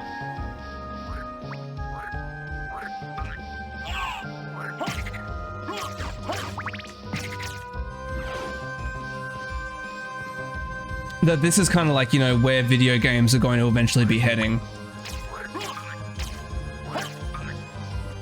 And not to be all like doom and gloom on all of this, because there are some good things as well. Like, for example... Oh, there you go. That would make sense. At the same time, you can kind of think of it this way as well. You can have one consolidated video game. Like, you're gonna have a whole bunch of servers that's gonna be able to... How to explain this? Nunchaku. Nunchaku. Okay, it's not good. These computers that you're streaming, because they are just servers set up in like a fucking room, right? These computers are going to be able to play any game you want. You are just literally turning whatever you have on and loading them up straight away. There's not going to be like, you know, fine-tuning your computer to a perfect specification so you can actually run it. Like, God knows, I can't run Elden Ring at full graphics capacity, you know. Imagine, if you will, just paying a monthly fee to be able to know, guaranteed, that you're going to be able to play Elden Ring perfect every time. It's pretty cool.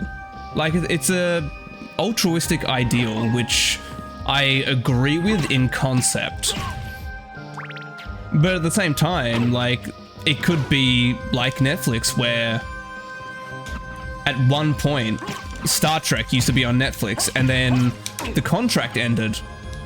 And now you have to go to a new streaming service and pay a whole new fee just to be able to watch that TV series that you were enjoying. You know? That's where I'm trying to get to. That's where my brain is trying to make the thoughts connect, you know?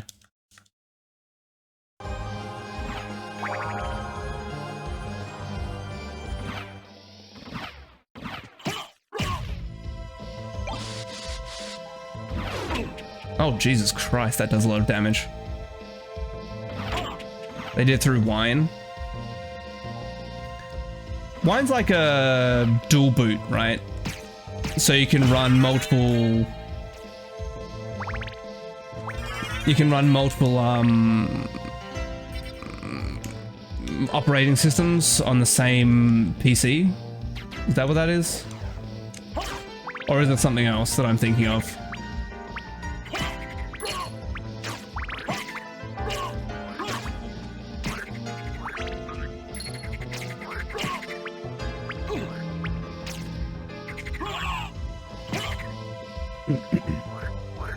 Oh, okay, that's what it is. I mean, greed can lead to most things failing, right? Like, I watched, Tony will know what I'm talking about when I say the Woodstock 99 documentary on Netflix. Honestly, that is a good fucking watch if you want to watch, like, corporate greed ruin altruistic ideas.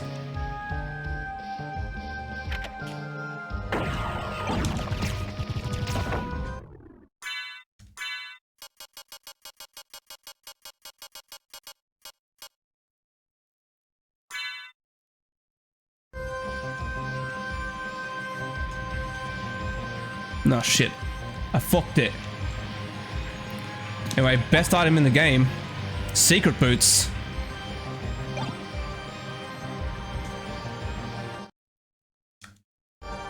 This has to be an in-joke. Because the whole point of the secret boots is discreetly increases height. They don't do anything else. Not a thing.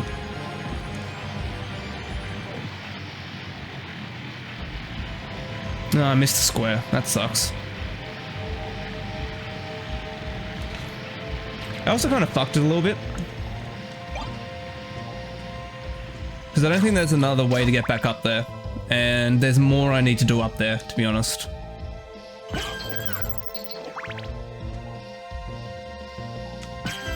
Oh, that sucks to hear.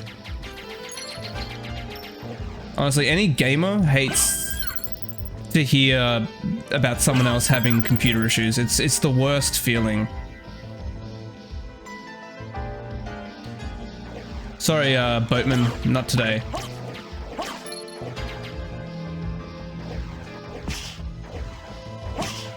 See, I want to upgrade my GPU at some point. I don't even know if it's for me at this point. I think it's just for streaming. Big fat 2000 stacks.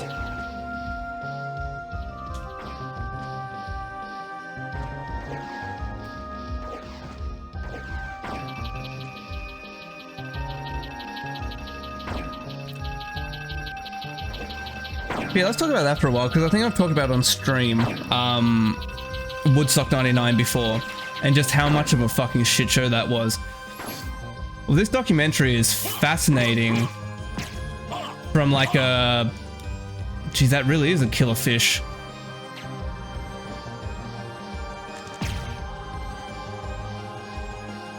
It's literally like,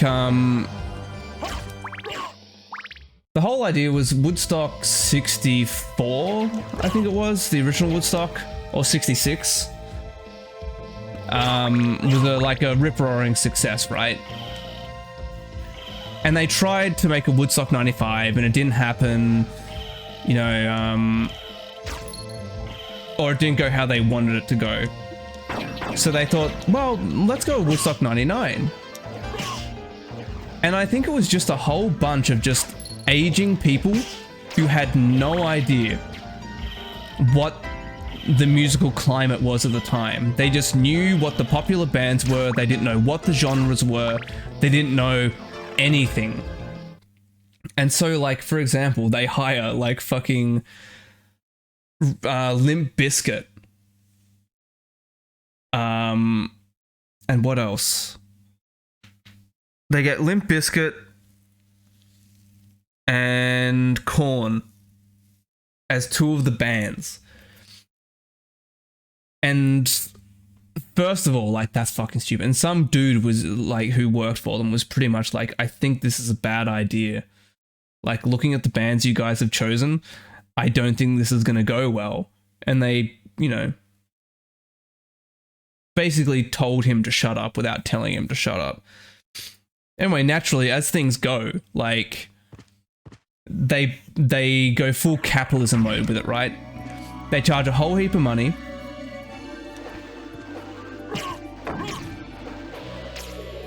Now, I forget how I opened this little secret here. I am talking about the doc, yeah.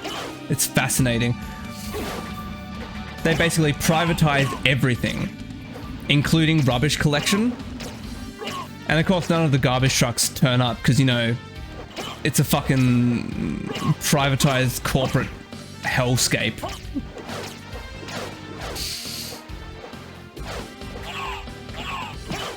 I forget what it is. I forget how you open this thing. There's a way to do it.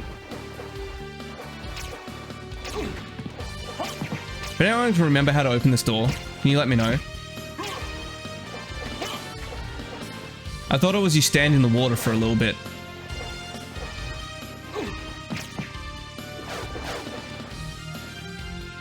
Oh, that Fatboy Slim scene was the worst fucking thing.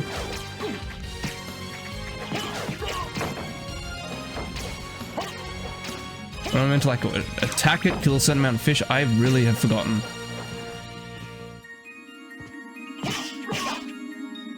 Yeah, that whole Fatboy Slim scene, that was fucking awful. It's a 3-part miniseries, and I can, like, recommend it with, like, I guess a grain of salt after being reminded about that specifically. Oh, that's all good, Tony.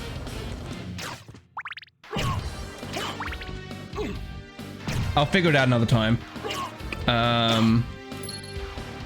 All right, I can do this now.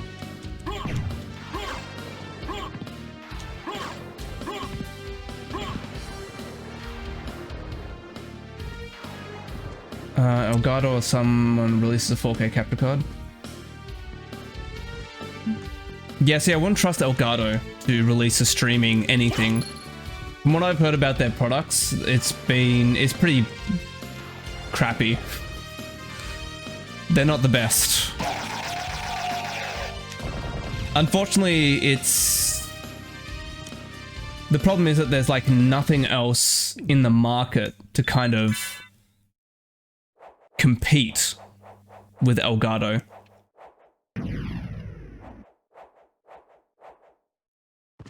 Wait, were you at Woodstock 99? Or are you just saying, like, you were of age at the time when Woodstock 99 was happening?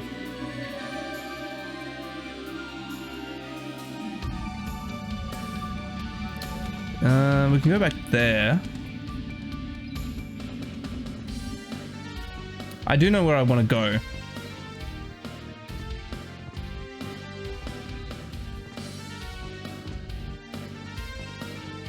Oh, you watched it on TV as it happened.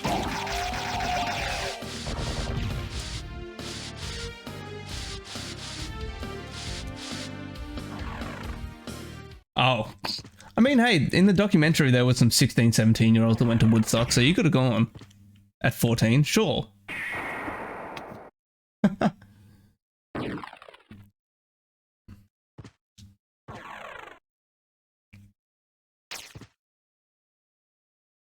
But yeah, the two dudes in charge were coming at this solely from making money. That was their whole purpose of ever doing a Woodstock. My whole idea is the original intention for Woodstock was to not be a thing to make money legitimately. Like, you know, there were people selling free food and stuff like that, you know, making it there, and it was altruistic, this sort of hippie idea of, you know, like, oh, music should be free, art should be free, stuff like that. And then as they aged, they became more corporate. and they cared more about making money for them and their investors than having a good concert. And that's where the trouble starts, you know?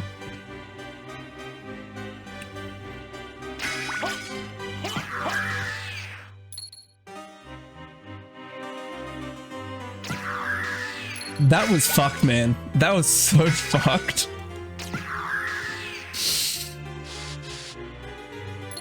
Oh yeah, we only had 30 murders, and you know, in other towns that have a population this size, there's been a lot more murders. So, you know, I'm feeling pretty good about it.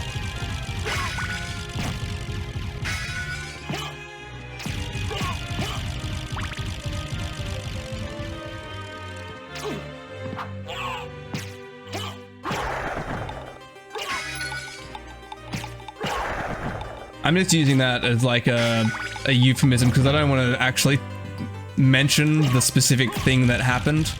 Again, if you're really interested in Woodstock 99 and the absolute travesty that it was, the documentary's on Netflix right now, so it's quite easy to find.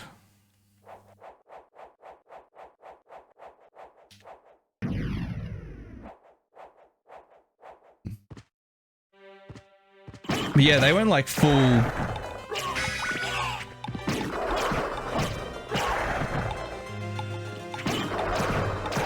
And there were people swimming in that.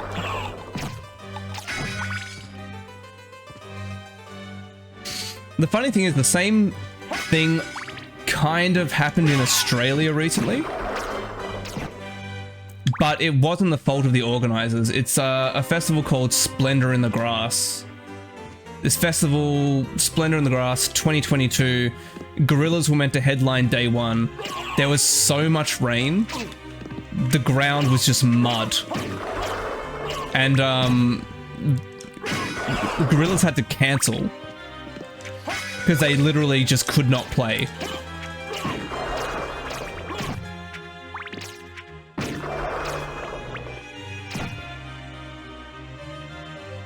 And not only that, there are also people, you know, swimming around in mud, stuff like that, not realizing, same sort of deal, that it was literal mud and water mixed with runoff from the outhouse facilities, the toilets.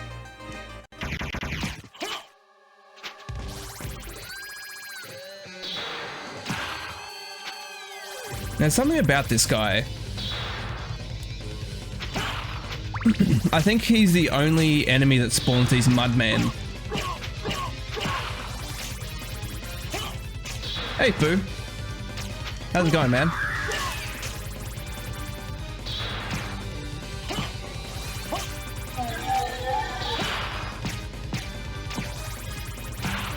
Can you stop summoning enemies?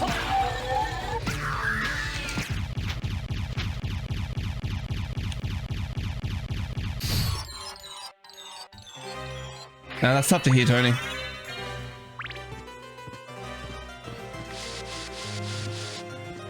You take care of yourself too, man. And keep an ear out for any other Woodstocks, you know. Probably don't go to those.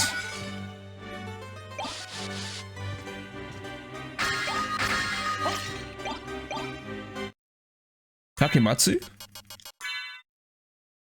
Bamboo sword. Terrible. Seem to always show up at the weirdest times. What was I talking about? I'll have a read of it later. But thanks for stopping by, Tony. I appreciate it, man. Seriously, I lose track of what I talk about, man. I don't know half the time. Alright, I'm going to use this opportunity, once I get to the save point, to have a very small 2-second break. Because I've been drinking a lot of water. I need those fucking streamer diapers, man. I need all the streamer diapers so I don't have to go to the toilet. I can just sit here and go. Like the fucking ferryman. Oh, yeah.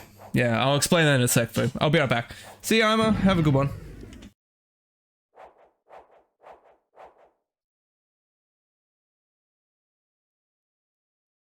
Alright, I'm back. So, what we were talking about was a recent festival and Woodstock 99. The most recent festival in Australia called Splendor in the Grass. It rained so hard people were walking around in mud, and by like day 2 or day, I think it's a 2-day festival, maybe a 3-day festival. By day 2, people were like sliding around in the mud and stuff, not realizing that it was basically sewerage runoff mixed in with mud and water. And that's a very good way to get yourself incredibly fucking sick. And not like sick in the like, man, that's so fucking sick, bruh. In a completely different way. But I don't think I need to explain that to anyone in particular here. I think everyone here right now is an American, so I don't think you guys were going to Splendor in the Grass, you know?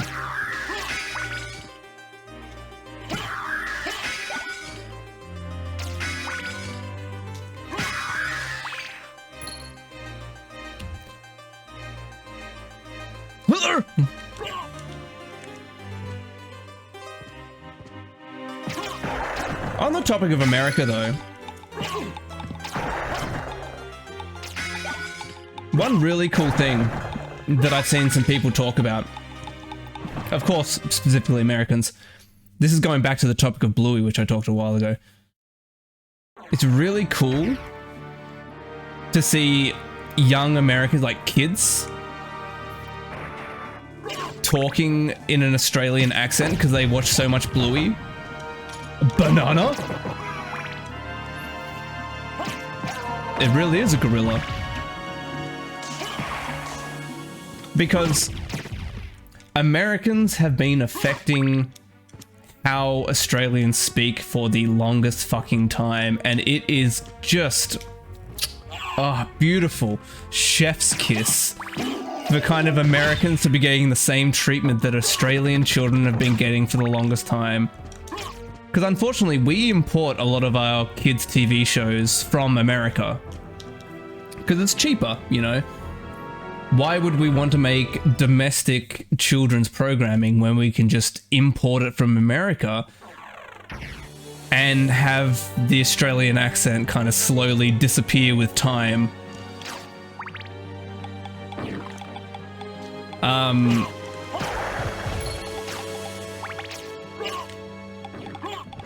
But yeah, no, American parents have been noticing that their children have been speaking in Americanized Australian accents, and it's the best fucking thing, let me tell you.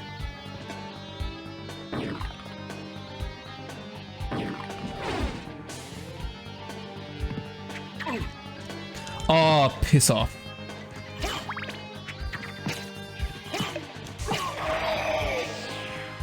God damn it. Well, we're going back around.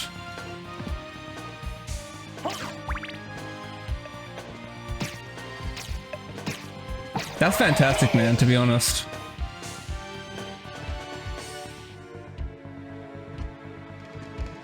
This is actually, the slow creep of Australia taking over the rest of the world by, you know, eventually removing America and making it Australia too.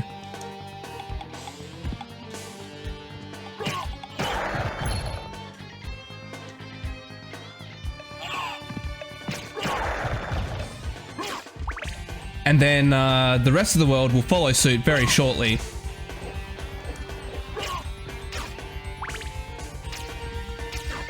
It's gonna be the best world, you know.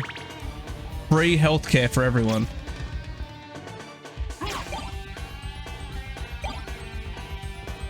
There isn't a point to this, right?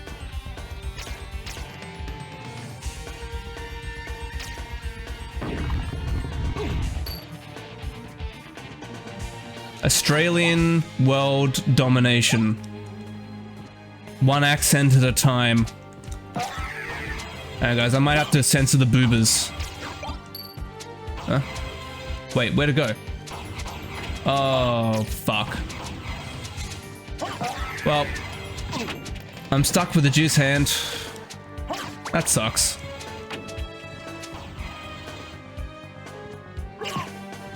Wait. Was this the first room? Yeah, it was.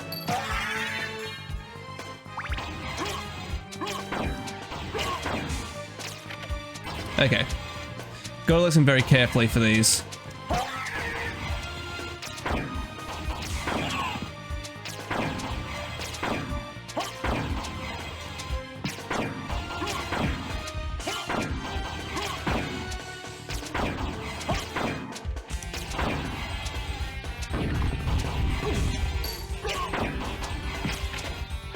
Okay, there we go. Cool.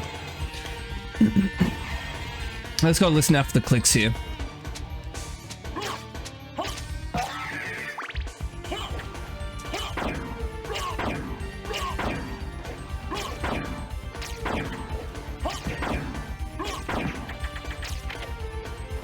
Okay, should be one more that I need to make click. Maybe two.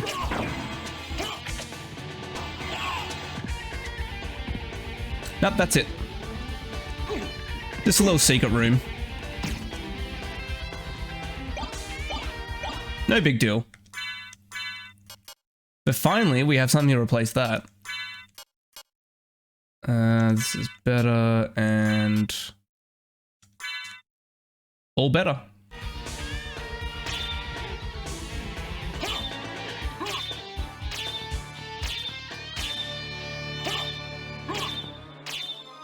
Now, I forget. There's a way you can make the flail do something else, and I don't remember what it is.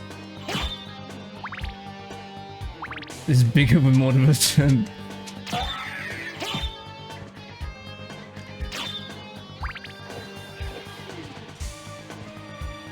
Are you talking about the current America version? Because yeah, that would make sense to me.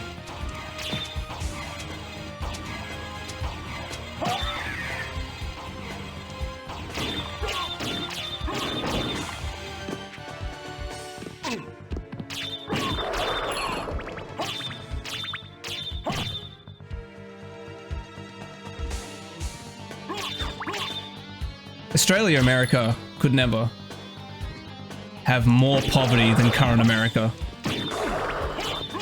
Just not possible.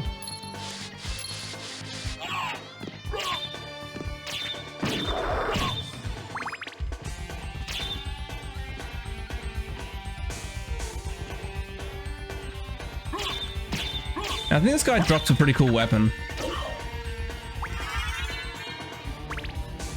I don't know if I'm going to spend time farming him though.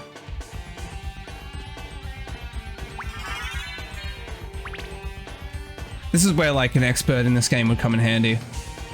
Just to tell me if I'm like smart or dumb about this.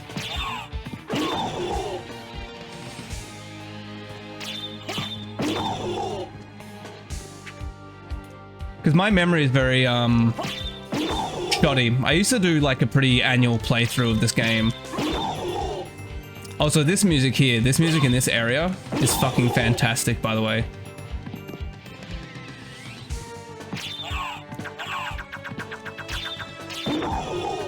But I don't remember if this Cloak Knight drops a good weapon or not.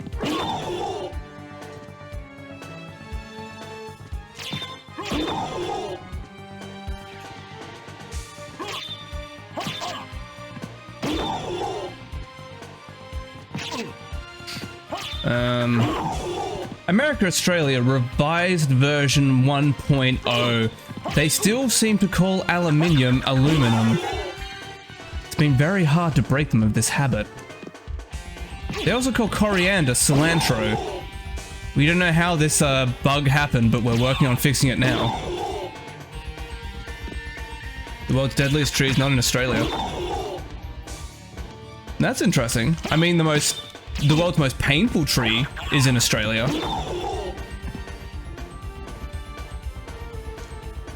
Okay, I'm gonna do this like 5 more times. If he doesn't drop a weapon, then I'm completely mistaken. It's 2, 3, 4, 5. Okay, nothing cool. Like, I'm pretty sure.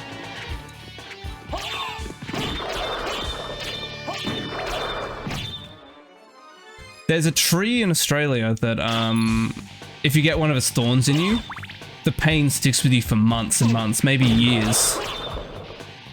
I can't remember the name of it off the top of my head.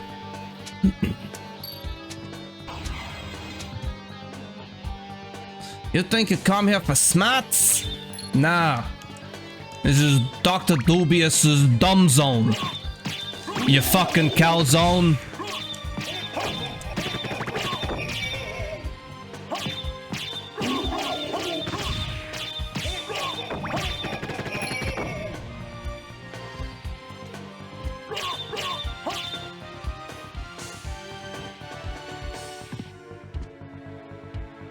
I just know... I know things, but I don't know the whole thing about the thing, if that makes sense, you know? Like, I know there's a very painful tree in Australia. Could I tell you its name? No fucking idea.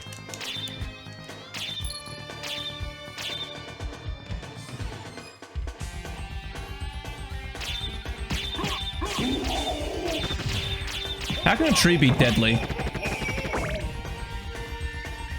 Is it like poisonous?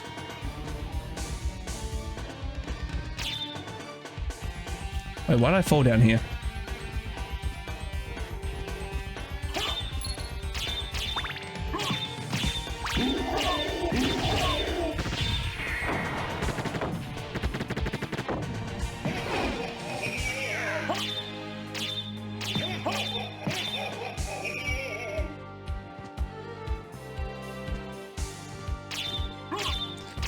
It's like, you know, people don't come here for good gameplay.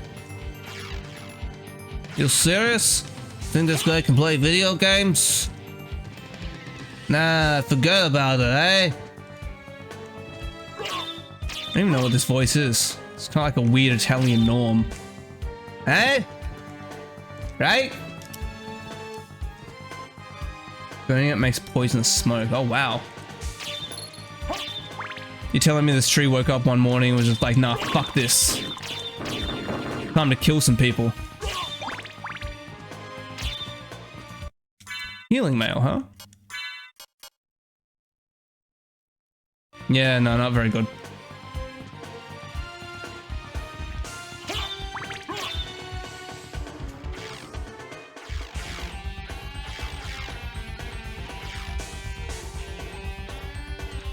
Now, there is a lot of items in here from memory.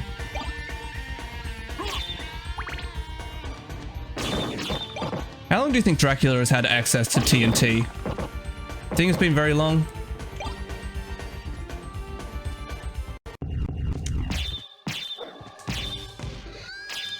Karasuman.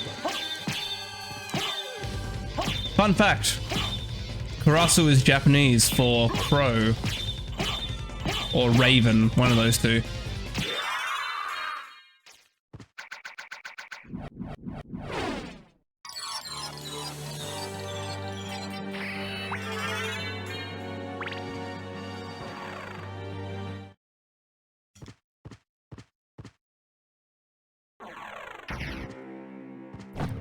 Man, I've heard a lot of stories about chemical rain, like acid rain in America. Did that genuinely happen? If it did, it's all cleared up now, which is pretty cool. At least I haven't heard any stories about acid rain.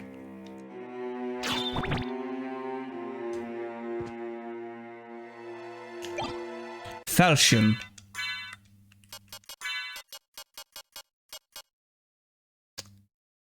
Norman curve sword. Well, the star flail's better, so we'll be sticking with that for the time being.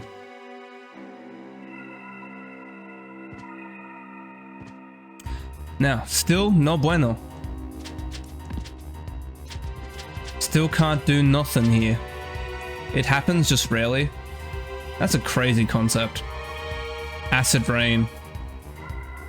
As far as I'm aware, we don't have acid rain in Australia, but I could be wrong.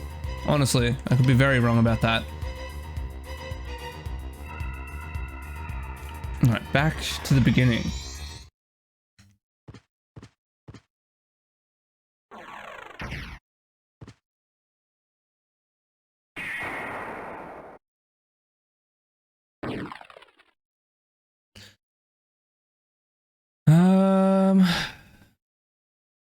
Yeah, I got all that area up there, and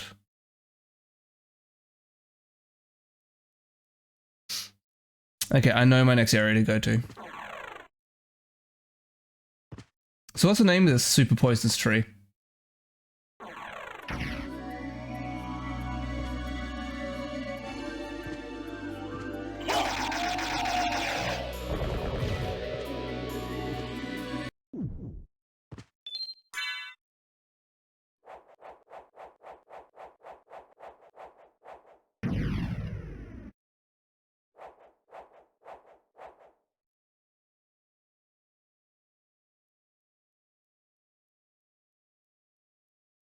We've done so much pollution. Into the skies as it falls down with rain now. You know.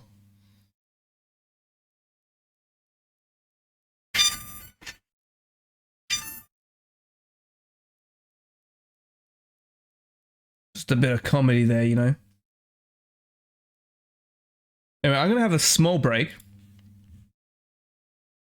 I'll be back later in like an hour to do some more video games. Manchineal. Huh?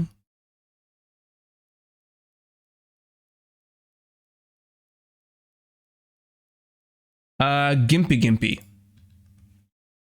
is the name of the most painful tree in Australia. Stinging tree, stinging bush, or Gimpy Gimpy.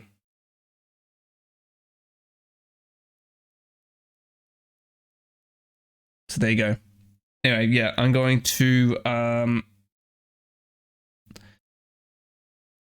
come back later and I'll play some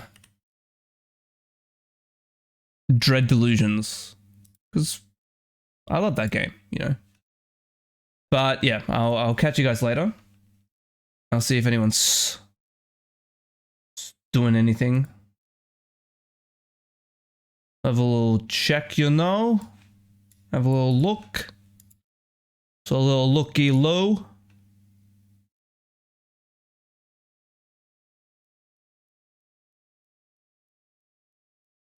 Nah, forget about it, you know? Nah. Alright, I'll catch you guys later.